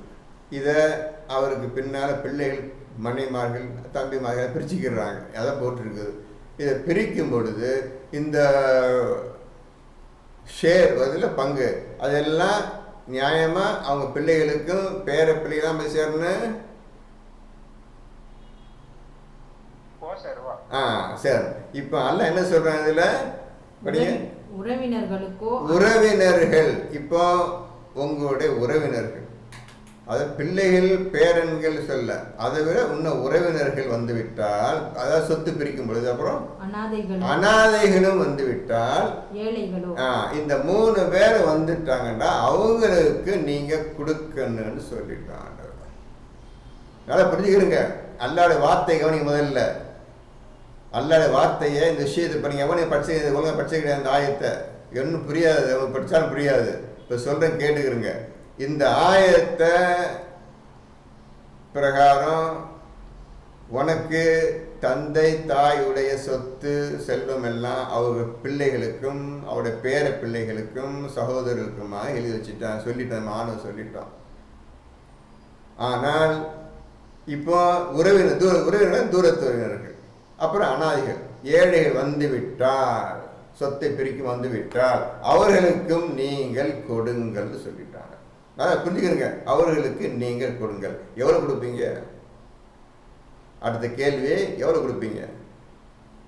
எதை கொடுப்பீங்க? 3 பேருக்கு யாரும் கொடுக்க மாட்டாங்க. கரெக்ட். இதான் நடந்துட்டு இருக்குது. இதான் நம்ம குரானை போகிற முறை, குரானுக்கு மதிப்பு தர்ற முறை தான். இந்த அளவு தான் இருக்குது. கொடுங்கள். அடுத்த வார்த்தை, மேலும் அவர்களிடம் கனிவான வார்த்தைகளை கொண்டே பேசுங்கள். மேலும் அவர் கொடுத்துட்டு கனிவான வார்த்தைகளை தான் பேசணும். ஏன் எங்க சொத்து நாங்கள் பிடிச்சிட்டு நீயான வந்து கேட்குற, போங்க போங்க சொல்லி தெரிஞ்சுக்கூடாது. கொடுக்குன்னு சொல்லிட்டான். கொடுத்துட்டு கனிவான வார்த்தையும் பேசணும்னு சொல்லிட்டான். அப்புறம் இப்போ வந்துட்டாங்க, வந்துட்டே இருக்கிறாங்க. அனாதைகளும் ஏழைகளும் தூர சுதைக்க வந்து வந்துட்டே இருக்கிறாங்க. அப்போ நீங்கள் என்ன செய்யணும்? வர என்ன செஞ்சுருக்கேன்னு கையில் இருக்கிறவரையும் கொடுத்துட்டே இருக்கணும். வந்துட்டாங்க, எல்லாம் முடிஞ்சு போச்சு. எல்லாம் சொந்தக்காரங்களும் அனாதைகள் வந்து அவங்க கொடுத்துட்டே இருக்கிறீங்க. கனிவான வார்த்தையும் பேசுறீங்க. உங்களுக்கு வர வேண்டிய ஷேர் எல்லாம் அனாதைகளும் ஏழைகளும் உரம் வாங்கிட்டு போயிட்டாங்க. கொடுத்து ஆகும் வழி இல்லை. கொடுத்துட்டு எல்லாம் முடிஞ்சு போச்சுப்பா, இனி வந்தாங்கண்டா இல்லைங்க எல்லாம் நான் பங்கு பிரித்தோம், இவங்க வாங்கிட்டு போயிட்டாங்க, எங்கள் கையில் காசு கிடையாது, எல்லாம் கொடுத்துட்டோன்னு கனிவான வார்த்தை சொல்லி தான் அனுப்பணும். ஆக உங்கள் சொந்த பந்தம் பிள்ளைகளுக்கு எதுவும் கிடைக்காம போச்சு. நீங்கள் வச்சுக்கிட்ட ஏழை இல்லைன்னு சொல்ல முடியாது, அனாதை இல்லைன்னு சொல்ல முடியாது, சொந்தக்காரங்க இல்லைன்னு சொல்ல முடியாது. கொடுத்தாகணும். கொடுங்கள் அல்லாஹ் சொல்லிட்டான். எவன் செஞ்சான்? அதான் சொன்ன ஆரம்பத்தை எவன் செஞ்சாது வரையும் செஞ்சே கிடையாது, செய்ய மாட்டாங்க, செய்ய முடியாதுன்னு சொல்லி இப்போ சொல்கிறேன். இன்னைக்கு இந்த குரான் எவன் டச் பண்ண முடியாது, தொட முடியாது சொல்லி இப்போ திருப்பி சொல்கிறேன். தொட முடியாது, எந்த ஆயத்தை ஒன்றும் அர்த்தம் சொல்ல முடியாது. அதை திருப்பி சொல்கிறேன் மட்டும், எல்லாம் சொல்கிறேன். ஒரு காலம் முடியாது. நீ என்ன தயாரெல்லாம் முடியாது. ஏன்னா டைம் பார் ஆயிடுச்சு. டைம் பார் கேஸ் எல்லாரும் தூக்கி நீ 2.5 வயசுல ஓத ஆரம்பிச்சிருக்கேன், அவங்க அப்பா அம்மா சொல்லி தந்துருக்கேன்னு எல்லாம் முடிஞ்சிச்சு கதை. இன்னைக்கு வந்துக்கிட்டே ஒன்றும் பேச முடியாது. என்னதான் தலைவன்றால் ஒன்றும் முடியாது, அது சொல்லிடுறேன். ஏன்னா இந்த காலத்தில் இந்த ஷைத்தானுடைய கட்டுப்பாட்டில் ஃபுல்லாக நீங்கள் மூடிட்டீங்க. அதில் வெளிவர்றதான் இப்போ பார்க்கணும். எப்படி வெளியே போய் வந்த பிறகு தான் நீ குரான் உத்தர முடியும். ஷைத்தானுடைய கட்டுப்பாட்டில், அவன் ஆட்சி அதிகாரத்தில், அவன் சொல்லுகின்ற வழியில் தான் நாம் அனைவரும் செயல்பட்டு கொண்டிருக்கின்றோம். அதை விட்டு வெளியே வந்த பிறகுதான் நீ குரான் தர முடியும். அதை புரிஞ்சுக்கிறங்க. நீங்கள் ஒன்றும் செய்ய முடியாது. இல்லை அரபி போயிட்டே இருக்க வேண்டியது. அரபியில் ஒரு மண்ணும் கிடையாது. நீ ஜிக்கராக்கலாம் இப்போ எல்லாம் புரியும். அதையும் புரிஞ்சுக்கிறங்க. இவ்வளோ விஷயம் இருக்குது இந்த குரானில். சரி, நீங்கள் உங்கள் சொந்த விஷயம் இது எப்படி ஓத போகிறீங்களோ, என்ன செய்வீங்க, சொந்த விஷயம் இது. இப்பொழுது அல்லாஹ் போட்ட கணக்கு கொடுங்க சொல்லிட்டு இந்த 3 வந்துட்டான் கொடுங்க சொல்லிட்டான், வந்துகிட்டே இருக்கிறாங்க. அப்போ எல்லா பணம் தீர்ந்து போச்சுப்பா. நீ கனிவான வார்த்தையும் சொல்லணும். எல்லாம் வந்து முடிஞ்சிச்சுங்க, எங்களுக்கு இல்லை, எல்லாம் அனாதைகளை கொடுத்துட்டேன், வேறு பணம் வந்து ஆணும் தந்தா தர்றேன்னு தான் சொல்லி அந்த உறவினர்களையும் அனாதை மக்களையும் ஏழை மக்களையும் கண்ணியமான சொல்லி தான் அனுப்பி வைக்கிறேன். கண்ணியமாக சொல்லி அனுப்பி வைக்கிறேன். வேறு வழி இல்லை. இப்போ புரிஞ்சுக்கிட்டீங்களா? இந்த சொத்தை பிரிக்க முடியாது. புரிஞ்சுக்கிட்டீங்களா? நல்லா புரிஞ்சுக்கிறேன் தம்பி. ஒன்றும் கஷ்டம் கிடையாது. சொன்ன வயசுதான் இப்போ படிச்சு காட்டுறேன். நானும் புதுசாக சொல்கிறேன். அவன் என்ன போட்டுக்காத படிச்சு காட்டுறான். மேலே அவன் போட்ட கணக்கை நீங்கள் ஒரு காலம் செய்ய முடியாது. என்ன சொன்னீங்க? இதுவரையும் நம்ம யாருமே அந்த மாதிரி அல்லாஹ் சொன்ன மாதிரி சொத்து யாருமே நம்ம கொடுக்கல சார். கொடுக்கல. பெண் பிள்ளைகளுக்கே 3 சும்மா நம்ம வார்த்தையில ஒரு பங்கு கொடுக்கணுங்கிற கூட நம்ம தர்றது இல்லை சார். தர்றது கிடையாது. அதான் சொன்னேன். எவ்வளவு நம்ம போயிட்டு இருக்கோம். அதான் சொல்றேன். தவறான குரானத்தை கை வச்சுக்கிட்டு தவறான வழியில கெட்ட வேலை ஷைத்தான் வரல வாழ்க்கை போயிட்டு இருக்குது. புரிஞ்சுக்கிருக்க. அதான் சொல்றேன். அல்லாஹ்வுடைய வார்த்தையை என்னன்னு சொல்லி புரிஞ்சுக்கணும். முதல்ல இது அடங்கியிருக்கிற ஞானத்தை எடுக்கணும். ஞானத்தை எடுக்கிறதுக்கு ஜிக்ரு தான் வழிகாட்டி படி. ஜிக்ரு மூலமாக ஏதோ ஞானத்தை அடையணும். இந்த எது புரியாத விஷயம் வரும்போது ரொம்ப இக்கட்டான சூழ்நிலை மாட்டும் பொழுது உங்கள் விடுதலை செய்வது ஃபுர்கான் என்ன தெரியாது. புரிஞ்சு கேட்டுக்கிறீங்க. ஃபுர்கான்டா கஷ்டமான சூழ்நிலை, டூ ஆர் டை, செய்ய அல்லது சாவு. இந்த விஷயத்தில் தான் நீங்கள் அல்லாஹ் பக்கம் நம்பிக்கை இருக்கும்போது என்ன நடக்குமா நடக்காதா, வெற்றி வருமா வெற்றி தராதா, இந்த மாதிரி மகத்தான சூழ்நிலையில் நீங்கள் சிக்கும் பொழுது உண்மையான மூமின்களுக்கு ஃபுர்கான் வந்துதான் உங்களுக்கு உதவி செஞ்சுட்டு ஒரு செகண்ட்ல காண போயிடும். It's a invisible factor. Furqan is a invisible factor. அது என்ன புக்கு கிடையாது, புத்தகம் நினச்சிக்காதீங்க. அது புக்கும் கிடையாது, எதுவும் கிடையாது. It's a device. கண்ணால் பார்க்க முடியாத மகத்தான சக்தி நிறைந்தது ஃபுர்கான். இந்த ஃபுர்கானை குர்ஆன் வருவதற்கு முன்னரும், இன்ஜீல் வருவதற்கு முன்னரும், தௌராத் வருவதற்கு முன்னருமே ஃபுர்கான் இறங்கி விட்டது. புரிஞ்சுக்கிறங்க. ஃபுர்கான் இறங்கிருச்சு. ஃபுர்கான் என்னன்னு கேட்டால் யாரும் சொல்ல முடியாது, என்னன்னு சொல்ல முடியாது. உணரக்கூடிய விஷயம் அது. சொல்கிறதுக்கு பேச்சோ எடுத்தோ கிடையாது. அதையும் புரிஞ்சுக்கிறங்க. சாதாரண விஷயம் கிடையாது. ஆகவே இப்பொழுது நீங்கள் புரிந்து கொண்டிருப்பீர்கள். இப்போ சொன்னாங்கல்ல, பொம்பளை பிள்ளைகளும் கொடுக்க கிடையாது, ஆம்பளை பிள்ளைங்க எங்கே ஃபஸ்ட்டு பிரிக்கிறாங்க. அவங்க இஷ்டப்படி என்னத்தை எடுத்து வந்து போட்டிடுறாங்க. மட்டும் வச்சுக்காத. அவங்க குரான் ஓதாதனாலும் வேலை செஞ்சாங்க. குரானை ஓதுறவங்க சொத்தை பிரிக்க முடியாது. குரானை ஓதுறவங்களுக்கு சொத்து இருக்காது. இப்போ புரிஞ்சுக்கிட்டீங்களா? மீதமுள்ளதை செலவு செய்து முடித்து விடுங்கள் நீங்கள் உயிரோடு இருக்கும் பொழுது. இப்போ வதுப்பாங்க. எப்படி வதுக்குறாங்க? புத்தி வதுப்பாங்க. 2:219 இப்போ உள்ள நுழையுது. எதை செலவு செய்ய வேணும்னு கேட்கிறார்கள். நபியை உயிரோடு இருக்கும்போது மீதமுள்ள செலவு செஞ்சு போயிடணும். பதில் பற்றியில் எதை செலவு செய்ய வேணும்னு கேட்கின்றார்கள்? மீதமுள்ளதை. இவங்க சாப்பிட்டுட்டு மிச்சம் கிச்சம் என்ன இருக்குதோ அப்படியே கொடுத்துரு, ஏழை கொடுத்துரு, அனாதை கொடுத்துரு, இந்த தேடி வருவாங்க சொந்தக்காரங்க உணவு எல்லாம் கொடுத்து முடிச்சிரு. நீ இறக்கும்போது உங்க உணவு இருக்கக்கூடாது. அப்படியே நீ விட்டு சென்றால் இந்த முறையில் நீ பங்கிட்டு செய்து கொள்ள வேண்டும். புரிஞ்சுதா புரியலையா? நல்லா புரிஞ்சுக்கிறீங்கப்பா. இதான் பக்கம் ஓதுற முறை சாத விஷயம் இல்லைப்பா உங்களுக்கு. நீங்கள் எடுத்தல தெரிஞ்சு நான் இப்போ சொல்கிறேன். ரொம்ப கஷ்டப்படுங்க. குரான் ஓதுறது கஷ்டப்படுனீங்க. நீ நினைக்கிற மாதிரிலாம் குரான் கிடையாது. நீங்கள் சொல்கிற அர்த்தம்லாம் கிடையாது. அல்லாஹ் என்ன சொல்கிறேன்னு அதான் அர்த்தம். அல்லாஹ் தான் விளக்கத்தை தருவேன், கற்றுத்தருவேன், வழியை காட்டுவேன், ஓத கற்பிப்பேன், ஓத செய்வேன், எல்லாம் அதான் செய்தான். அவன் பேசி அவன் கற்றுத்தரணும், எல்லாமே செய்யணும். நாம் எந்த காலத்தையும் செய்யக்கூடாது. நீ செய்ய வேண்டியதெல்லாம் முதல்ல உன்னை தூய்மைப்படுத்திக்கொள். தூய்மையான இறைவன் வந்த தூய்மையான வார்த்தை, இந்த வார்த்தையை நீ அறிந்து கொள்வதற்கு நீ தூய்மையாக இருக்க வேண்டும். நீனாக தூய்மையாக விட முடியாது. அல்லாஹ் தன் நாடியவர்களை தூய்மைப்படுத்துகின்றான். இன்னும் யாரும் அதுக்கு போகவே இல்லை. அதே ஒன்று யாரும் கேட்கல. தாடியவரே தூய்மைப்படுத்துகிறான் சொல்லிட்டானே. இந்த வார்த்தைக்கு என்ன செஞ்சீங்க எல்லாரும்? அப்படியே கிடக்குது. பார்த்தீங்களா, எந்த வார்த்தையும் இங்கே டச் பண்ண முடியாது, ஓத முடியாது, தொட முடியாது. இப்படியே போய் வாழ்க்கை முடிய போகுது. எல்லாத்துக்கும் வாழ்க்கை முடிய போகுது. எல்லாத்துக்கும் வாழ்க்கை முடிய போகின்றது. அதனால் தூய்மையாவதற்கு முழு முயற்சி இறங்குங்க. இதை தவிர வேறு எந்த வேலையும் இப்போ செய்யாதீங்க. நீ தூய்மை ஆகிட்டீண்டா இந்த வச்சு கையில் குரான் வச்சு தேவையில்லை. ஒரு டக்குன்னு ஜிக்கிற மாதிரி கையில் குரான் வந்துடுது. உங்கையில் இந்த வச்சு குரான் ஜிக்கிராக மாறி உன் இருதயத்தில் இறங்கி விடுகின்றது. இப்போ இந்த வச்சுக்க குரான் தேவை கிடையாது, அந்த அரபியும் தேவை கிடையாது. முழுமையும் ஜிக்கிராக்கப்பட்டு உன் இருதயத்தில் இறங்கிவிட்டது. நீ தூய்மையாகிவிட்டால். புரிஞ்சதோ? இதான் குரானை நீங்கள் தொடர்றதுக்கு ஓதுறதுக்கு ஒரே வழி தான். ஜிக்கர்னு என்னன்னு தெரியாது. அதை ஒன்று அறிஞ்சிக்கிறதுக்கு யாரும் ஒன்றும் ஆசை மாதிரி ஒன்றும் பண்ணல. அதை புரிஞ்சுக்கிறதுங்க. படிக்குமா. தங்களுக்கு பின்னால் பலகீனமான சந்ததிகளை விட்டு சென்றால் என்று அஞ்சுகிறார்களோ அவர்கள் பயந்து கொள்ளட்டும்.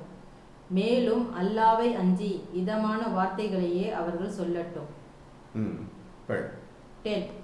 நிச்சயமாக யார் அனாதைகளின் சொத்துக்களை அநியாயமாக விழுங்குகிறார்களோ அவர்கள் தங்கள் வயிறுகளில் விழுங்குவதெல்லாம் நெருப்பைத்தான். இன்னும் அவர்கள் மறுமையில் கொழுந்து விட்டெறியும் நரக நெருப்பிலேயே புகுவார்கள். 11. உங்கள் மக்களில் ஓர் ஆணுக்கு 2 பெண்களுக்கு கிடைக்கும் பங்கு போன்றது கிடைக்கும் என்று அல்லாஹ் உங்களுக்கு உபதேசிக்கின்றான். பெண்கள் மட்டும் இருந்து அவர்கள் 2 அல்லது அதற்கு மேற்பட்டிருந்தால் அவர்களுக்கு இறந்து போனவர் விட்டு சென்றதில் 3/2 பாகம் கிடைக்கும். ஆனால் ஒரே பெண்ணாக இருந்தால் அவள் பங்கு பாதியாகும். இறந்தவருக்கு குழந்தை இருக்குமானால் இறந்தவர் விட்டு சென்றதில் 1/6 பாகம் அவரது பெற்றோர் ஒருவருக்கும் உண்டு. ஆனால் இறந்தவருக்கு குழந்தை இல்லாதிருந்து பெற்றோர் மாத்திரமே வாரிசாக இருந்தால் அவர் தாய்க்கு 3/1 பாகம். இறந்தவருக்கு சகோதரர்கள் இருந்தால் அவர் தாய்க்கு 6/1 பாகம்தான். இவ்வாறு பிரித்து கொடுப்பது அவர் செய்துள்ள மரண சாசனத்தையும் கடனையும் நிறைவேற்றிய பின்னர்தான். உங்கள் பெற்றோர்களும் குழந்தைகளும் இவர்களில் யார் நன்மை பயப்பதில் உங்களுக்கு நெருக்கமாக இருப்பவர்கள் என்று நீங்கள் அறிய மாட்டீர்கள். ஆகையினால் அல்லாஹ்விடமிருந்து வந்த கட்டளையாகும். நிச்சயமாக அல்லாஹ் யாவற்றையும் நன்கு அறிந்தவனாகவும் மிக்க ஞானமுடையவனாகவும் இருக்கின்றான். இப்போ பார்த்துருப்பீங்க, கேட்டிருப்பீங்க, 6ல் 1 பங்கு தான், 3ல் 1 பங்கு தான், 2ல் 1 பங்கு தான் படிச்சிங்க. சரி, 3ல் 1 பங்கு கொடுத்தாச்சு ஒரு ஆள்கிட்ட. 3ல் 1 பங்கு கொடுத்துச்சுண்டா மிச்சம் எவ்வளோ தம்பி இருக்குது? ஒரு ஆளுக்கு 3ல் 1 பங்கு கொடுத்தாச்சு. மிச்சம் எவ்வளோ இருக்குது? 2 பங்கு. இப்போ எல்லாம் புரிஞ்சுக்கிறங்க. நல்லா புரிஞ்சுக்கிறங்க. இந்த 2 பங்கு என்ன செய்ய போகிறீங்க? அப்படியே விட்டுட்டு ஆனவன் இவருக்கு 6ல் 1 பங்கு, அவங்களுக்கு 3ல் 1 பங்கு. இந்த மாதிரி பார்த்தேன், இப்போ கண்ணெலாம் பார்த்துக்கலாம், பார்த்தேன் 2ல் 1 பங்கு இப்படியே பார்த்தாச்சு.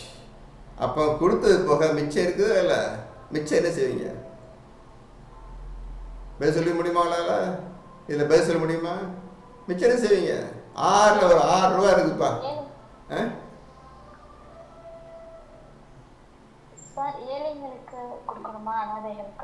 அது ஒரு நல்ல பதில். ஏழைகளுக்கு ஆனால் கொடுக்கணும், நிச்சயம் கொடுக்கணும். ஏற்கனவே சொல்லிட்டான், ஏழை ஆனால் கொடுங்க சொல்லிட்டான். அதுக்காக அந்த மிச்சம் இருக்காமல் இருக்கிறதுக்காக தான் அது மிச்சம் இருக்காமல் இருக்கிறதுக்காக ஆரம்பித்து சொல்லிட்டா உறவினர்களுக்கும் அனாதைகளுக்கும் ஏழைகளுக்கும் கொடுங்கன்னு சொல்ல எல்லாத்தையும் கொடுத்து முடிச்சிடணும். 6ல் 1 பங்கு மிச்சம் 5 ரூபா இருக்குது.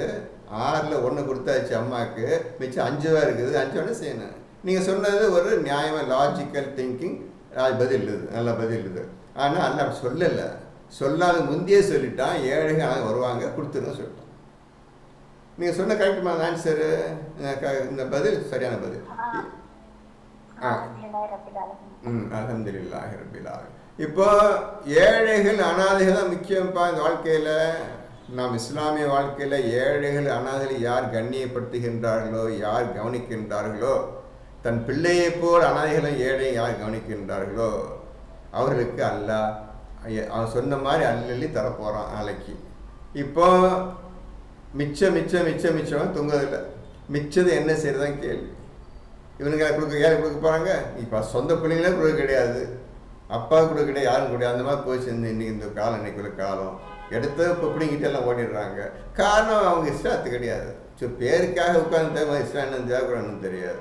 சண்டை போட்டு எடுத்து போயிடுறாங்க. சண்டை போட்டுக்கிட்டு சொத்தை பிரித்து எடுத்துகிட்டு ஓடிடுறாங்க. யார் கொடுக்க வேண்டிய நியாயமாக யார் கிடைக்கணுமோ அவங்களும் கொடுக்க கிடையாது. அந்த மாதிரி இன்றைக்கி காலம் போயிட்டுருக்குது. இப்போ ஆண்டவன் சொல்கிற கணக்கின் பிரகாரம் மீதி என்ன செய்வது? இப்போ நீங்கள் சொன்னது கரெக்டு. ஒரு ஆணுங்கிற வேலை அப்படி ஏழை குத்த வேண்டியது தப்பே, எந்த வகையும் தப்பு கிடையாது. அப்போ இந்த படம் என்ன பண்ணுறது? நீங்கள் 4வது சூறாவில் கடைசி ஆயத்தை பற்றி படிங்க.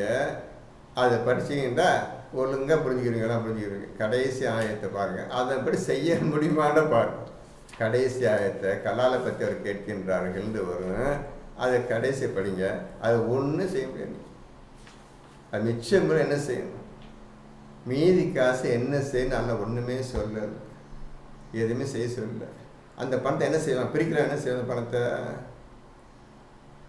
அது கொஞ்சம் எடுங்கம்மா. கடைசி ஆயத்தை எடுங்க. 4வது சூறா கடைசி ஆயத்தை. ஏன்னா உங்களுக்கு புரிய வச்சிருந்தது படிங்க. நான் எடுத்துருங்கம்மா. கடைசி ஆயத்தை எடுத்துருக்கோம். 4வது சூறாவில் கடைசி ஆயத்துங்க.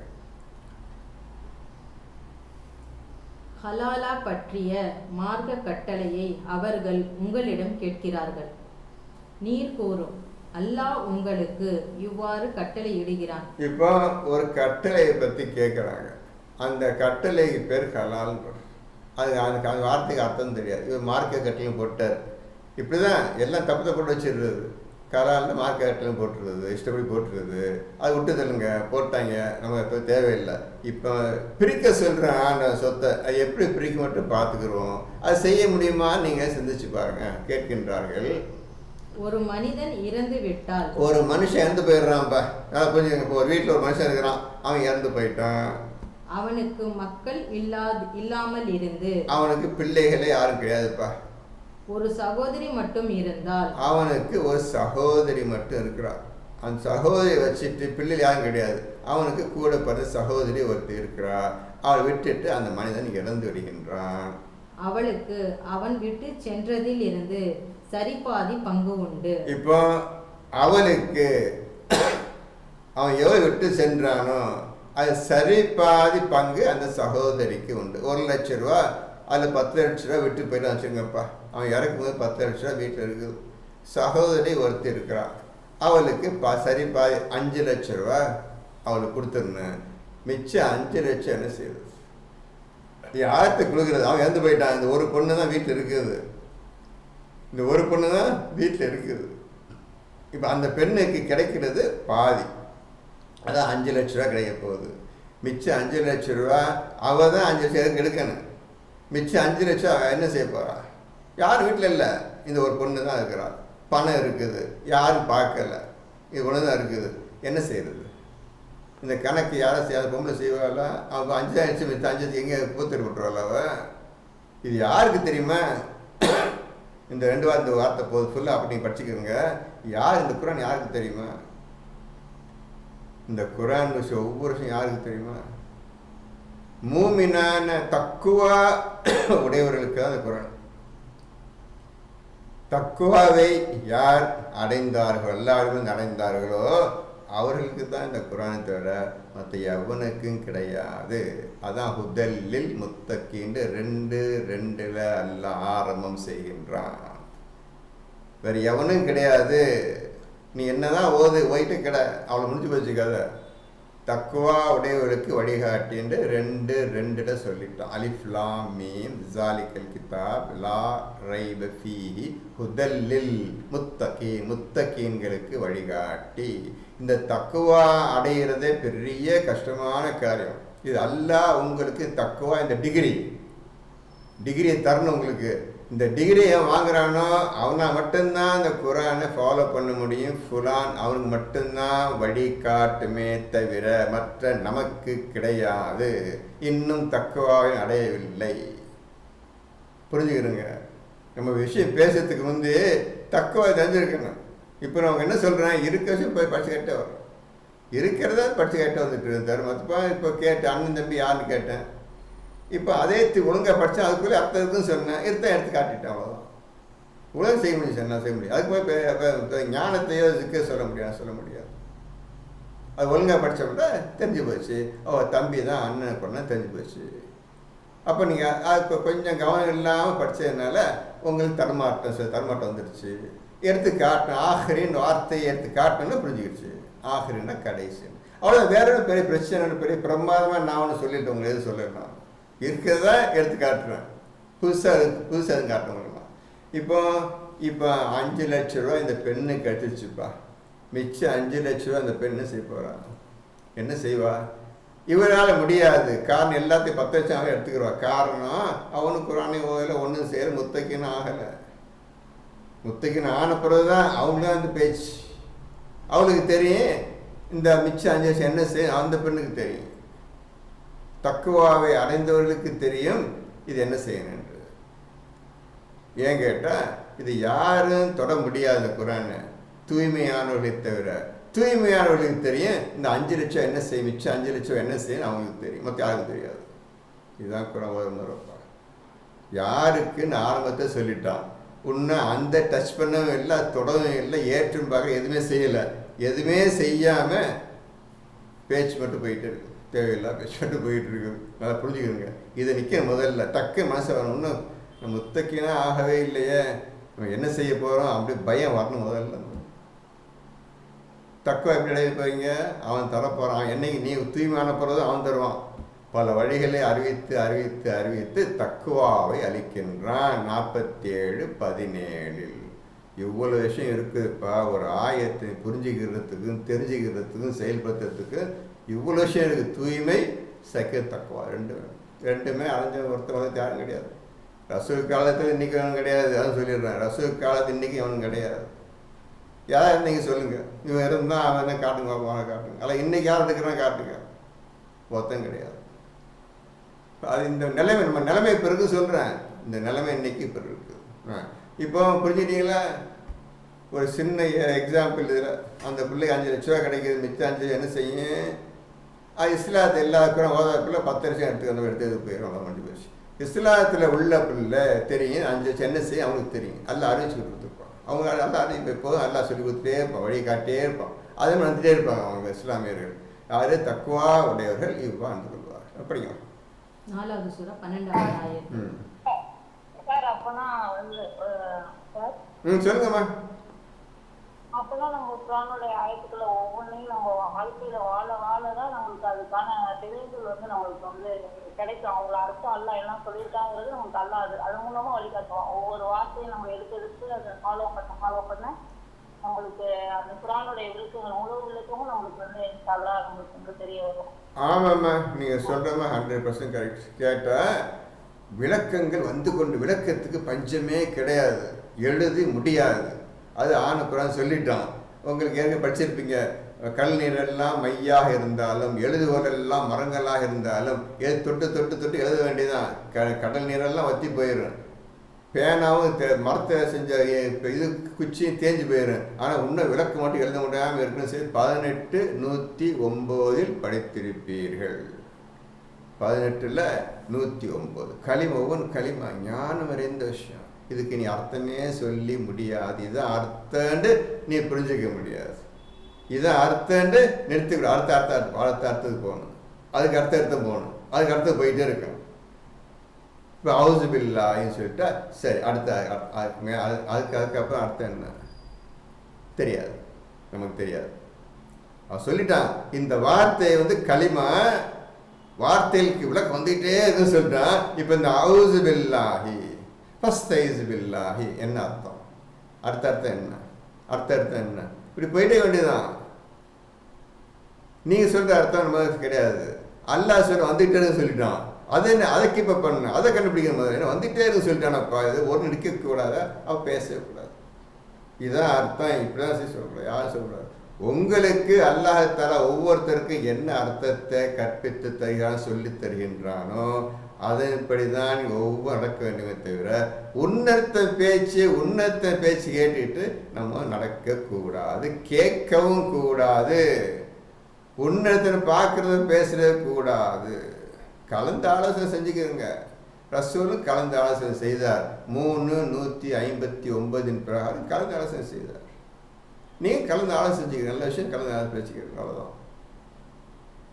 நல்லது. அடுத்தபடியா 12. இன்னும் உங்கள் மனைவியர் விட்டு சென்றதில் அவர்களுக்கு பிள்ளை இல்லாதிருந்தால் உங்களுக்கு பாதி பாகம் உண்டு.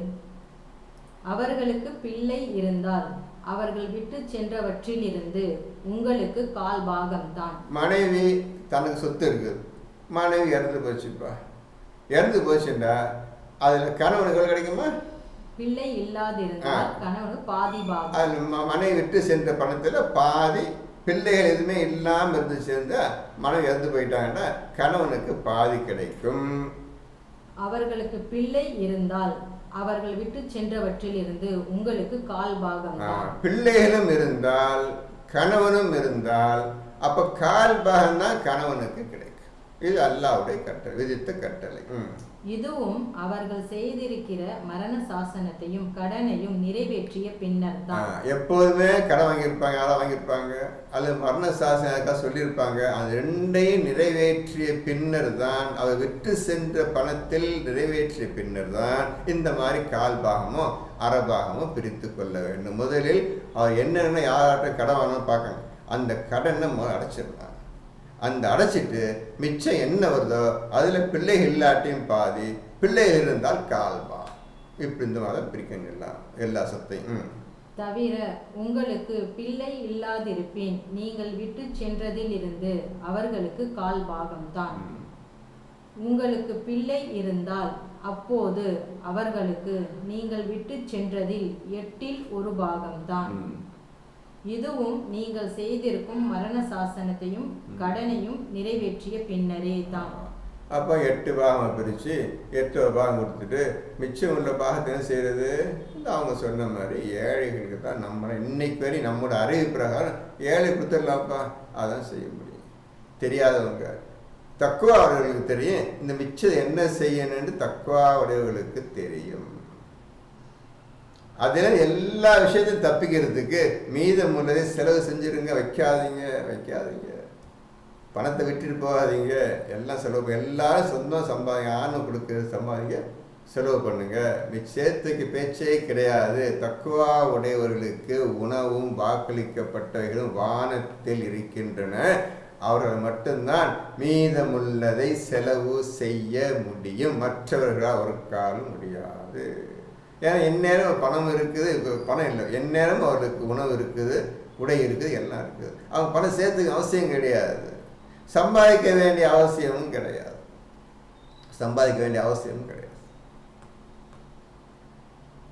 அடுத்தது இப்போ படிச்ச 4 சென்டென்ஸ் கணவர் விட்டு சென்றதில் மனைவி இல்ல, மனைவி இறந்து விட்டார். ஃபர்ஸ்ட் 4 சென்டென்ஸ் படிச்சோம். மனைவி இன்னும் உங்கள் மனைவியர் விட்டு சென்றதில், இன்னும் இருக்கு மனைவி விட்டு சென்றதில். மனைவி விட்டுட்டு போயிட்டாங்க, மனைவி போயாச்சு. அவர்களுக்கு பிள்ளை இல்லாதிருந்தால் உங்களுக்கு பாதி பாகம் உண்டு.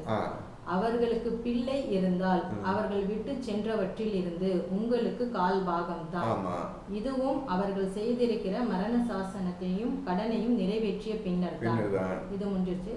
தவிர உங்களுக்கு பிள்ளை இல்லாதிருப்பேன் நீங்கள் விட்டு சென்றவற்றில் இருந்து அவர்களுக்கு கால் பாகம்தான். பிள்ளை இல்லாதிருக்கு அவர் விட்டு சென்று கால் திருப்பி சொல்லணும், பின்ன சொல்கிறான். அவர் விட்டு சென்று முதல்ல அரபாகன்னு சொல்லலாம், இப்போ திருப்பி சொல்ல கால்பான்னு சொல்கிறான். புரியுதா? அதே விஷயந்தான் அதில் அரபான்னு சொல்லிட்டு திருப்பி அடுத்த ஆயத்தை கால்பாகம் தான் சொல்கிறான். புரியுதா? திருப்பிடிங்கதா?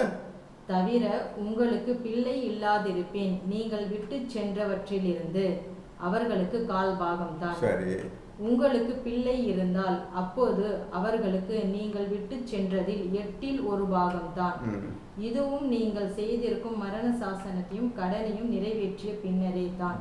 2 மாறுது, அது 8 பாகம், 8 அப்படிக்குன்னு சொல்றாங்க. சரி, அதில் போட்டு கால் பாகம். ஃபர்ஸ்ட் ஆஃப், அப்புறமா கால் பாகம். கால் பாகம் இதெல்லாம் ஆஃப் ஆஃபுக்கு 8 கால் பாகம் 8 பாகம். அதை 2 தான் பிரிச்சுட்டோம். அதை இப்படியும் பிரிச்சுட்டோம், அப்படியும் பிரிச்சுட்டோம். ஒரே ஆயத்தை தான் அதில் இந்த மாதிரி சொல்கிறான், அதே விஷயத்துக்கு அடுத்தது இந்த மாதிரி சொல்கிறான். அவன் தான் சொல்கிறான். கண்ணா எல்லாம் பார்த்துட்டீங்க. முதல் கால் பாகம் சொல்லிட்டு 2 8 பாகம் சொல்கிறான். என்ன கணக்கு இது? இந்த கணக்கு யாரில் போட முடியும்? என்ன காரணத்துக்கா அதே விஷயத்தை திருப்பி சொல்லி 8 பாகம் ஏன் வரணும்னா? இது அல்லாவுடைய கணக்கு. இந்த கணக்கை நம்மளால் ஒன்றும் செய்ய முடியாது, புரிஞ்சுக்கிறதே கஷ்டம். எங்கே செய்கிறது நம்ம? அவள் புரிஞ்சுக்கிறதுக்கு தக்குவா உடையவர்களுக்கு இது வழிகாட்டி, இந்த ஆயத்து வழிகாட்டி, ஒவ்வொரு ஆயத்தும் தக்குவா உடையவர்களுக்கு வழிகாட்டி.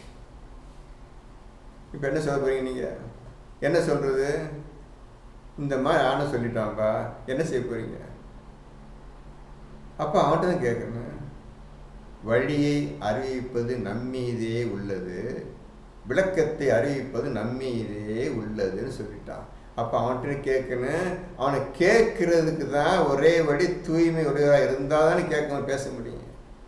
நீ தூய்மையாகாமல் எதுவும் கேட்க முடியாது, பதில் வராது. நம்ம கத்திட்டே இருக்க வேண்டியது, நல்லாதான் கத்திருக்கணும், முடிஞ்சு போச்சுக்காது. ஷைத்தானை நீ முழுமையாக புரிந்திருக்க வேண்டும். அல்லாஹ் புரிந்திருப்பதை போல், அல்லாஹ் அறிந்திருப்பதை போல் ஷைத்தானை முதலில் நீ புரிந்திருக்க வேண்டும்.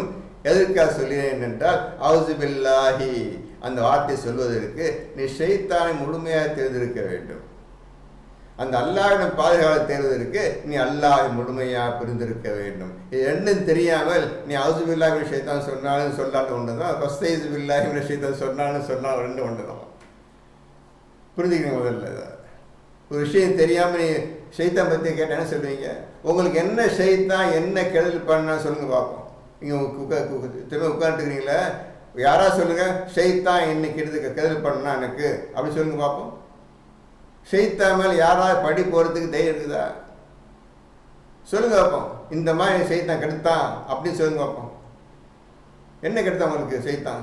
அவன் அல்லாடிச்சு போய் உட்காந்துருக்கான் தெரியுமா? வம்பு கிழக்காதீங்க அவனை. சொல்லுங்க பாப்பா. யார் ஒன்று ஒரு வார்த்தை எனக்கு இந்த ஷைத்தான் அந்த கெடுத்தான், எனக்கு இந்த மாதிரி கெடுத்தான் சொல்லுங்க பாப்பா. யாராவது அப்படி இல்லை சார். அவங்க வந்து எண்ணத்தை போடுறது தான் அவனோட வேலை, நம்ம தான் செய்யறோம். கரெக்டு. நம்மளுக்கு ஷைத்தான் கெடுதல் பண்ணா இல்லை சார், இல்லை. அப்போ எண்ணத்தை போடுறது யாரு? ஷைத்தாண்ட வேலை. ஷைத்தான் என்ன செய்ய சொல்லுவான்? எண்ணத்தை செய்ய சொல்லுவான், கெட்டதான் செய்ய சொல்லுவான். சரியா? அவன் எனக்கு கெட்டது என்ன செய்ய சொன்னான் அவங்கள்ட்ட? இன்னைக்கு உங்களுக்கு ஷைத்தான் எல்லாம் உட்காந்துக்கிறீங்க. இப்போ ஓரத்துக்கு முந்தைய அவுது பில்லாஹி ஷைத்தான்னு சொல்கிறாங்க ஆண்டவன். சொல்லிட்டீங்க. அவன் என்னங்க செஞ்சாங்க? நீ நல்லா ஓதுப்பா, நல்ல குரான் பையன் கேளு, எல்லாம் அனுப்பிட்டுக்கிறான். இல்லை எல்லாம் கெடுத்துருப்பானே, போகாத கெடுத்துருப்பானே. ஒன்றும் செய்யலையாவன், சும்மா உட்காந்துறாடவன். நீ போயினா உனக்கு புரியாது. அவனுக்கு உனக்கு போய் தெரிஞ்சு ஃபுல்லாக தெரிஞ்சு வச்சுக்கிறான். நீ என்னவா உனக்கு புரியாது, அவனுக்கு ஒன்றும் செய்ய முடியாது, ஒன்றும் தக்குவ அடையில தூய்மை அடைய என்ன ஓத போகிறா. ஆனால் அவன் கேள்வி பண்ணுறவனே போய் ஓது போறியா, ஓது அனுப்பிச்சிக்கிறான்ல, நம்ம அனுப்பிச்சிக்கிறான். பார்த்துக்கிட்டீங்களா என்னம்மா ரூல் பண்ணுறான்? பார்த்தீங்களா என்னம்மா ஆட்சி பண்ணுறான்? பார்த்தீங்களா ஷைத்தான்ல அவனை ஜெயிக்க போறீங்க நீங்கள். அல்ல அவனை நீங்கள் கேட்டு எல்லாம் உதவி செஞ்சிருவான். அவன் அவுது பில்லாஹி ஷைத்தான் சொன்னா எல்லாம் உதவி செஞ்சிருவானே. சொல்லிட்டாருப்பா இவர், ஃபஸ்தைது பில்லாஹி சொல்லிட்டாருப்பா இவர், ஒன்று நான் உதவி செய்யப்போ வந்துடுவான். அவன் பார்த்தீங்களா எப்படி போகுது? பார்த்தீங்களா குரான் எப்படி அல்லாஹ் போகிறான்னு? பார்த்தீங்களா? ஒன்றும் செய்ய முடியாதுங்க. நீங்கள் எதுவுமே செய்ய முடியாதுங்க. இதுக்கு தனி வழி, ஒரே வழி, நீ தூய்மை உடையவனாக ஆனால்தான் எவ்ரிதிங் இஸ் பாசிபிள். இல்லாட்டி ஒன்று டச் பண்ண முடியாது, தொட முடியாது, நீ முடியாது. நீ அவன் ஒன்றும் செஞ்சிட முடியாது. அவங்க எல்லாம் அனுப்பிக்கிறான், போய் பயன் கேளுங்கப்பா அனுப்பிச்சிக்கிறான், சந்தோஷம் அனுப்பிச்சிக்கிறான். அவன் அனுப்பிச்சு வச்சாது நீங்கள் உட்காந்துக்கிறீங்க. அவன் வச்சுக்கிறான். ஒன்றும் தடுக்கலாங்க. ஏன் போகிற அங்கே போகாதீங்க, கேட்காதீங்க, தேவையில்லை சொல்லல, ஒன்றும் சொல்லலை. நீ கெட்டு போயிட்டு எனக்கு தெரியல எனக்கு அப்படின்னு செய்தான் சொல்கிறான்ப்பா. நீ உன் கதை முடிஞ்சது. நீ ஒன்றும் தூய்மையால் ஒன்றால் என்னத்தை செய்ய போகிற, ஒன்றும் செய்ய அவன் திருப்பி உனக்கு கெட்டது பண்ண தேவையில்லை, தூண்டவும் தேவை. எனக்கு என் வேலை முடிஞ்சிருச்சு, எல்லா உலகத்தையும் கெடுத்துட்டேன், நான் பாட்டுக்கு அமைதியாக உட்காந்துருக்கிறேன்னு ஷைத்தான் சொல்கிறான். இவங்க குரானை ஓத மாட்டாங்க, செய்ய மாட்டாங்கன்னு சொல்லி அல்லாமல் சும்மா அமைதியாக உட்காந்துக்கிறான். இப்போ ஷைத்தான் நல்லா அமைதியாக உட்காந்துட்டாங்க. மனுஷன் தேவையெல்லாம் ஆகிட்டுருக்கிறான். இதான் நடந்துட்டு இருக்குது. அல்ல விட்டான், கை விட்டான். எவ்வளோ சொல்லியும் கேட்கல, விட்டுட்டான்டவன். எல்லாம் குரானுக்கு தாறுமாற போயிட்டுருக்காங்க. அவ்வளோ பேர் இனி திருத்த முடியாது, விட்டுட்டான்டவன். நான் சொன்ன மாதிரி எல்லாத்தையும் கெடுத்தாச்சு, போது எனக்கு எல்லாம் ஒழுங்காக போயிட்டுருக்கு. ஷைத்தான் அமைதியாக உட்காந்துட்டான். பார்த்தீங்களா நிலைமை? பார்த்தீங்களா இன்னைக்கு? இதுதாங்க இன்னைக்கு நிலைமை. ஏன் நாம் இனி தூய்மையாக முடியவில்லை? என்ன காரணம்? என்ன காரணம்? ஏன் தூய்மையாக முடியல? அப்போ தக்குவா ஏன் அடைய முடியல? ஏன் ஒன்றும் தெரியல? பார்த்துங்க, நிலைமை பார்த்துக்கிறங்க. அப்போ சொல்லிட்டே இருக்க வேண்டியதானே? ஃபர்ஸ்ட் இல்லாமல் சொல்லிட்டே இருக்க வேண்டியதுதான், அவசரம் இல்லாமல் செய்து சொல்லிட்டே இருக்க வேண்டியதான். அப்போ பேருக்காக சொல்கிறேன், ஒன்று புரிஞ்சு செய்யலை. ஷைத்தானையும் புரிஞ்சுக்கல, இன்னைக்கு அல்லாஹ்வும் புரிஞ்சுக்கல. அதான் நிலைமை, நம்முடைய நிலைமை அதுதான். நீங்கள் மாற்றிக்க போது கிடையாது. இது என்ன, ஷைத்தான் யாருன்னு அறிஞ்சிக்கிறதுக்கு நம்மளுக்கு எந்த துணிவும் கிடையாது, எந்த ஆசையும் கிடையாது. அதை பற்றி யோசிக்கிறதுக்கே நம்மளுக்கு திராணி கிடையாது. அந்த அளவு நம்ம இன்னைக்கு உருப்படாத ஜென்மங்களாக போய்விட்டோம். மனிதர்கள் அனைவரும் நன்றி கெட்டவனாக, ஆடனே சொல்ற நன்றி கெட்டவனாக இருக்கின்றான் மனிதன். படிக்கணும். தந்தை, பாட்டன் போன்ற முன்வாரிசுகளோ அல்லது பிள்ளை, பேரன் போன்ற பின் வாரிசுகளோ இல்லாத ஓர் ஆணோ அல்லது ஓர் பெண்ணோ இவர்களுக்கு ஒரு சகோதரனோ அல்லது சகோதரியோ இருந்தால் அவர்கள் ஒவ்வொருவருக்கும் 6இல் 1 பாகம் உண்டு. ஆனால் இதற்கு அதிகமாக இருந்தால் அவர்கள் 3இல் 1 பாகத்தில் சமமாக பங்கிட்டு கொள்ள வேண்டும். இதுவும் அவர்களின் மரண சாசனமும் கடனும் நிறைவேற்றிய பின்னரே தான். ஆனால் எவருக்கும் நஷ்டம் ஏற்படக்கூடாது. இது அல்லாஹ்வினால் விதிக்கப்பட்டதாகும். இன்னும் அல்லாஹ் யாவற்றையும் நன்கு அறிந்தவனாகவும் மிக பொறுமையுடையவனாகவும் இருக்கின்றான். அவன் இந்த விஷயத்தை நன்கு அறிந்தவனாக இருக்கின்றான். இந்த பங்கு போடுறீங்களே, சொத்து பிரிக்கிறீங்களே, இந்த விஷயத்தை அவன் நன்கு அறிந்தவனாக இருக்கின்றான். வேறும் பொறுமையாக இருக்கின்றான். என்ன செய்கிறான் பார்க்கிறான், பொறுமையோடு இருக்கின்றான். யாரும் அவன் சொல்லியபடி இது நடந்தது கிடையாது. அது என்னன்னு படித்ததும் கிடையாது, புரிஞ்சதும் கிடையாது. இதான் இதில் இதுக்கு என்ன கேட்டால், என்ன படித்ததும் கிடையாது, புரிஞ்சதும் கிடையாது.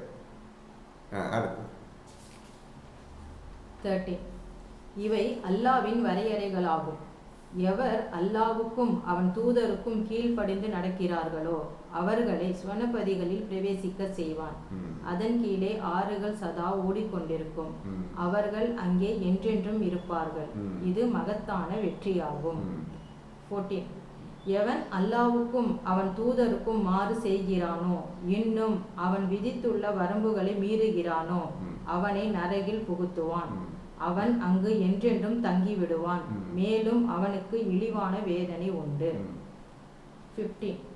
உங்கள் பெண்களில் எவளேனும் மானக்கேடான செயல் செய்துவிட்டால் அதை நிரூபிக்க உங்களில் இருந்து 4 பேர்களை அழையுங்கள்.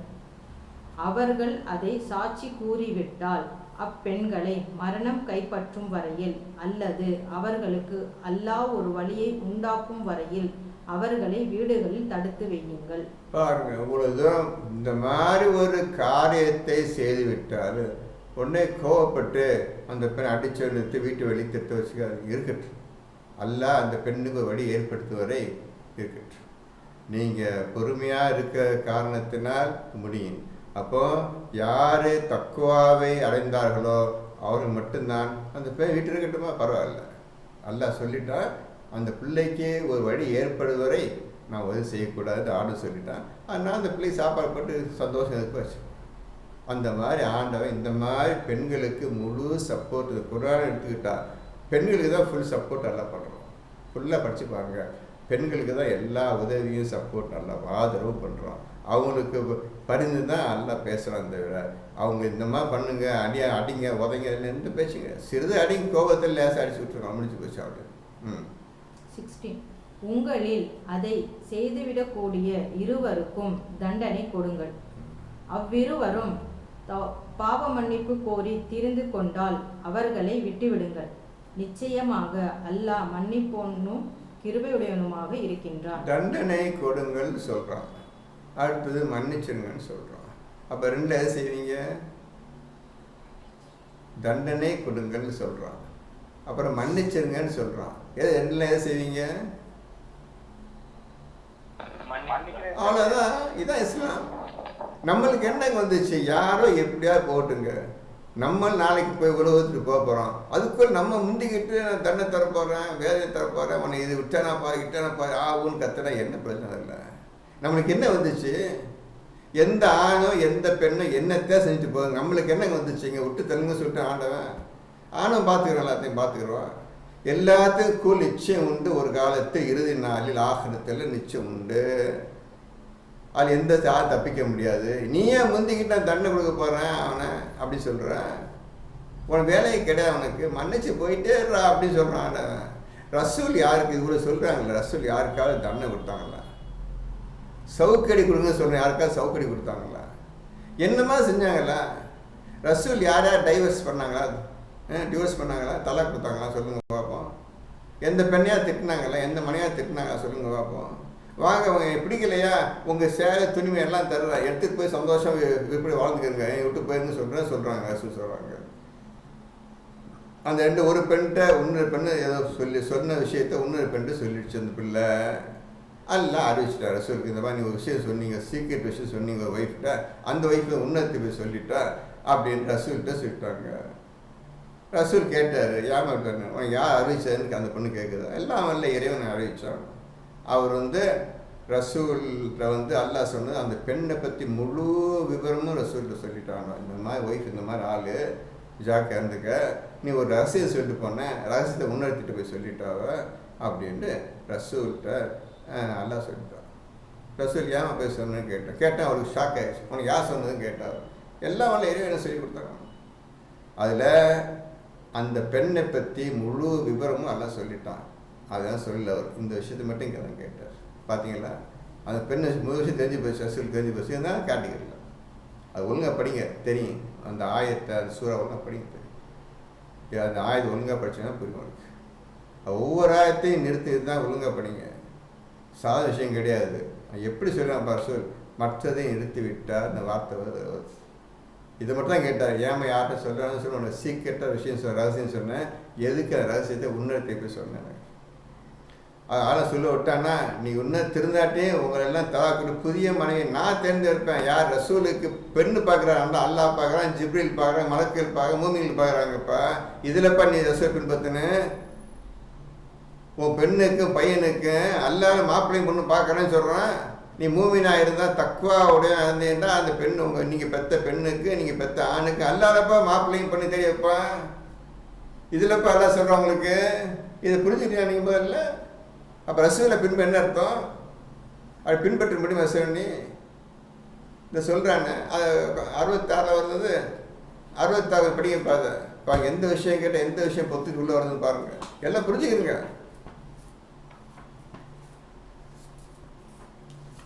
66வது சூறா. அதில் 4, 5 அல்லாஹ் ஒரு ரசூல் பெண் ரசூல் படிக்கிறதா? 3வது 66ல் 3 எடுத்துங்கப்பா. ஏன்னா இம்பார்ட்டன் விஷயம் புரிஞ்சுக்கணும். நீங்கள் செல்ல விட்டுருவீங்க, சரியாக படிக்க விட்டுருவீங்க. அதை படித்து காட்டுன்னு பார்த்துருங்க. 66ல் 3.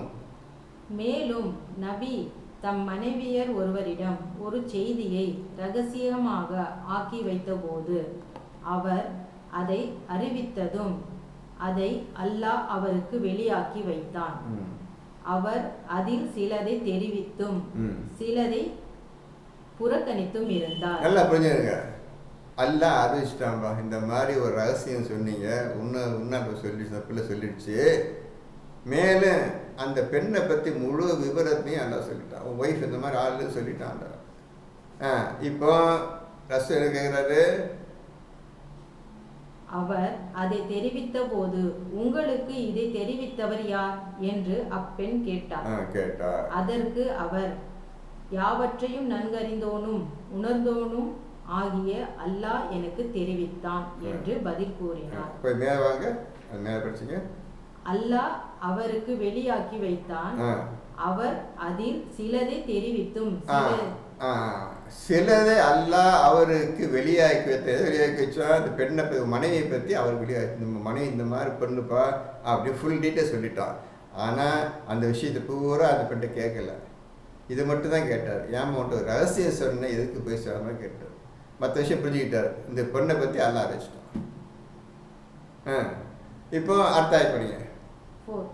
நீங்கள் இருவரும் இதற்காக அல்லாஹ்விடம் தௌபா செய்வீர்களாயின் அது உங்களுக்கு நலமாகும். நீங்க அல்லாஹ்ட்ட மன்னிப்பு கேட்டீங்கன்னா உங்களுக்கு நல்லதுன்னு நபியுடைய ஒய்ஃபுக்கு மனைவிமாருக்கு அல்லாஹ் இந்த மாதிரி கட்டளை அட்வைஸ் பண்றான். ஏனெனில் நிச்சயமாக உங்கள் இருவரின் இதயங்களும் சாய்ந்து விட்டன. உங்க இருதயங்கள் இருக்குத மனைவி நடப்பது நபியோட மனைவிமார்கள் இருதயம் சரியில்லை, எல்லாம் மோசமான போயிட்டு இருக்கு, சாய்ந்து விட்டன, இஸ்லாத்தை விட்டு சாய்ந்து விட்டன, நபியுடைய பேச்சில் சாய்ந்து விட்டன, விட்டு போயிடுச்சு. தவிர நீங்கள் இருவரும் அவருக்கு எதிராய் ஒருவருக்கு ஒருவர் உதவி செய்து கொண்டால் நிச்சயமாக அல்லாஹ் அவருடைய எஜமானன். நீங்க இந்த 2 பெண்களும் ரசூலுக்கு விரோதமாக ஏதாவது செய்து கொண்டால் அந்த ரசூலுக்கு நான் எஜமானன். அல்லாஹ் சொல்றான், அந்த ரசூலுக்கு நான் எஜமானன். ஜிப்ரீலும் சாலியான மூமின்களும் உதவுவார்கள். ஜிப்ரீலும் மூமின்களும் அந்த நபிக்கு உதவுவார்கள். அதன் பின் மலக்குகளும் உதவியாளர்களாக இருப்பார்கள். மலக்குகளும் உதவியாளராக இருப்பீங்க. கவனிக்க வேண்டியது, இந்த ஒரு பெண்ணை காப்பாற்றுறதுக்கு நல்லா புரிஞ்சுங்க. பெண்ணுடைய சக்தியை பார்த்துக்கிறீங்க, எப்பேற்பட்ட பெண்ணு பார்த்துக்கிறீங்க. நீங்கள் மாதிரி செய்துக்கிறீங்க, பொம்பளை தானே செய்கிறீங்க. அந்த பொம்பளையை வீழ்த்துறதுக்கு எஜமான்கள் வர வேண்டியிருக்குது, ஜிப்ரி வர வேண்டியிருக்குது, மலக்கள் வர வேண்டியிருக்குது, சாலிஹான் அமல் மூமின்கள் வர வேண்டியிருக்கு. இந்த 4 பேர் சேர்ந்து ஒரு பெண் அடிக்க வேண்டியிருக்கு. பார்த்தீங்களா அர்த்தத்தை எதுக்குள்ள எந்த பார்த்தீங்களா? ஒரு பெண் அடிக்கிறதுக்கு தேவைப்படுதுப்பா. அல்லாஹ் சொல்றான், யாரு ரசூலுடைய மனை அடிக்கிறது? இந்த மாதிரி போனீங்கன்னா நாங்கள் 4 பேர் ஒன்றா சேர்ந்துருவோம், ரசூலுக்கு சப்போர்ட் பண்ணுன்னு சொல்கிறோம்ப்பா. ஏன்ப்பா அல்லாஹ் சொன்னால் அல்லாஹ் சப்போர்ட் பண்ண பத்தாது, ஜிப்ரி சோரால் பத்தாது, மலைக்கவால் பத்தாது. அவர் பாருங்க உலகம் சொல்லி அவர் பாட்டு கல்லமாக உட்காந்துருக்காரு. யாரு? நபி சொல்லிட்டு, இதை பற்றி கவலை இல்லை, நீ இருந்தாலும் என்ன இல்லாட்டாலும் எனக்கு கவலை இல்லை, எனக்கு வேண்டி சொன்ன வேலை முக்கியமான வேலை இருக்குது. அல்லாஹ் அந்த ரசூல் குர்ஆனை உலகத்துக்கு ஒப்படைச்சிருன்னு, உலகத்துக்கு ஏற்றி வைக்கணும், என்னை பற்றி முழுமையாக சொல்லிடணும், மக்கள் சொல்லிடணுன்னு பெரிய கட்டளை விட்டுறாம எனக்கு அந்த வேலை சேர்த்துக்கு டைம் பத்தலைப்பா. நான் ஏன் உன்னை பற்றி நினச்சிட்டு இருக்கேன்னு, பண்டாட பேர் வச்சுருக்கேன்னு. இதான்ப்பா ரசூலுடைய இது. பிரசவ பின்பற்றுங்களை பார்ப்பேன் எல்லாரும். என் வேலை வந்த வேலை முக்கியமான வேறு நிறைஞ்சிருக்குது, இதை விட்டு பண்டனை பார்த்து உட்காந்துருப்பேன். இதான் என் வேலை. இவரை திருத்துறத என் வேலை.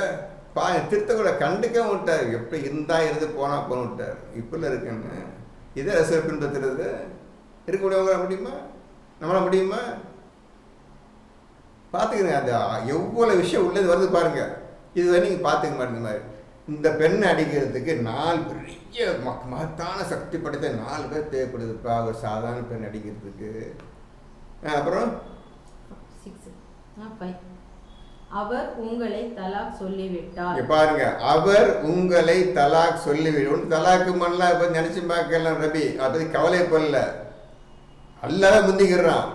அவர் உங்களை தலாக் செய்து விட்டால் இவன் ஆரம்பிக்க யாரு?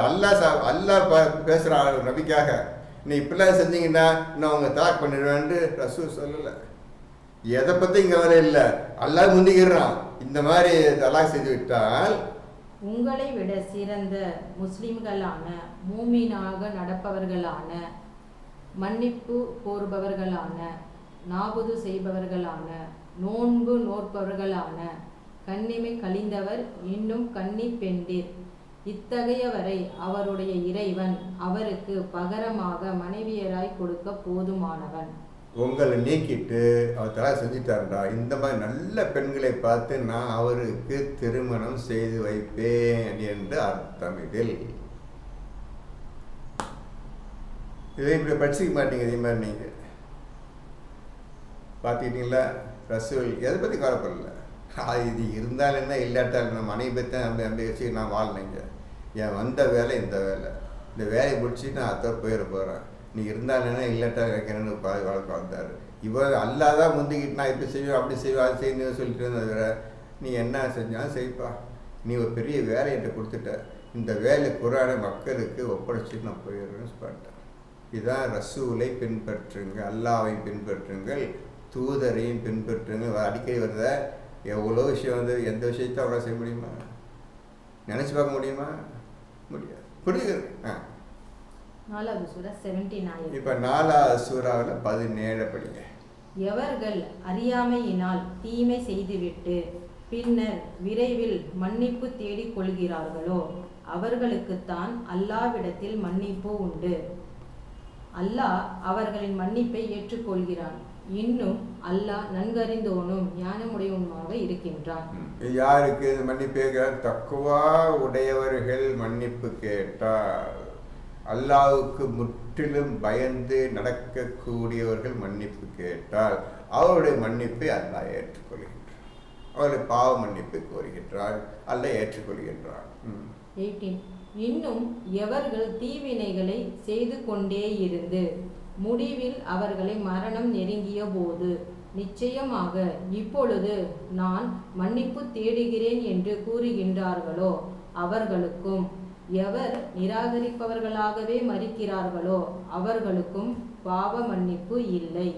இத்தகையோருக்கு துன்பம் கொடுக்கும் வேதனையே நாம் சித்தப்படுத்தி வைத்துள்ளோம். இப்போ இதுவரை போது தம்பி கேட்டுக்கிருக்க, அவங்க கேள்வி கேட்டதுக்கு கொஞ்சம் கோபம் வந்துருச்சு, பேசிட்டேன், மன்னிச்சுக்கிட்டேன், அவர் என்னை மன்னிச்சுக்கிட்டேன், அல்லாவுக்கா மன்னிச்சுக்கிறேங்க. அந்த ஷைத்தான தூண்டி விட்டான், கோவம் பேசுண்டு. அதான் இதான் ஷைத்தான் திட்டுன்னு அவருக்கு வந்து கெடுத்து விட்டுருவோம், மனசு கெடுத்து. மனுஷன் தானே, ஈஸியாக கற்று விட்டுருவோம். அதனால் நான் ஏதாவது கோவம் பேசியிருந்தேன்னா தம்பி மன்னிச்சிருங்கன்னு கேட்டுக்கொள்கின்றேன். மின்ஷா பிஸ்மில்லாஹ் அடுத்த வாரம் சந்திப்போம் மறுபடியும். அல்ஹம்துலில்லாஹி ரப்பில் ஆலமீன்.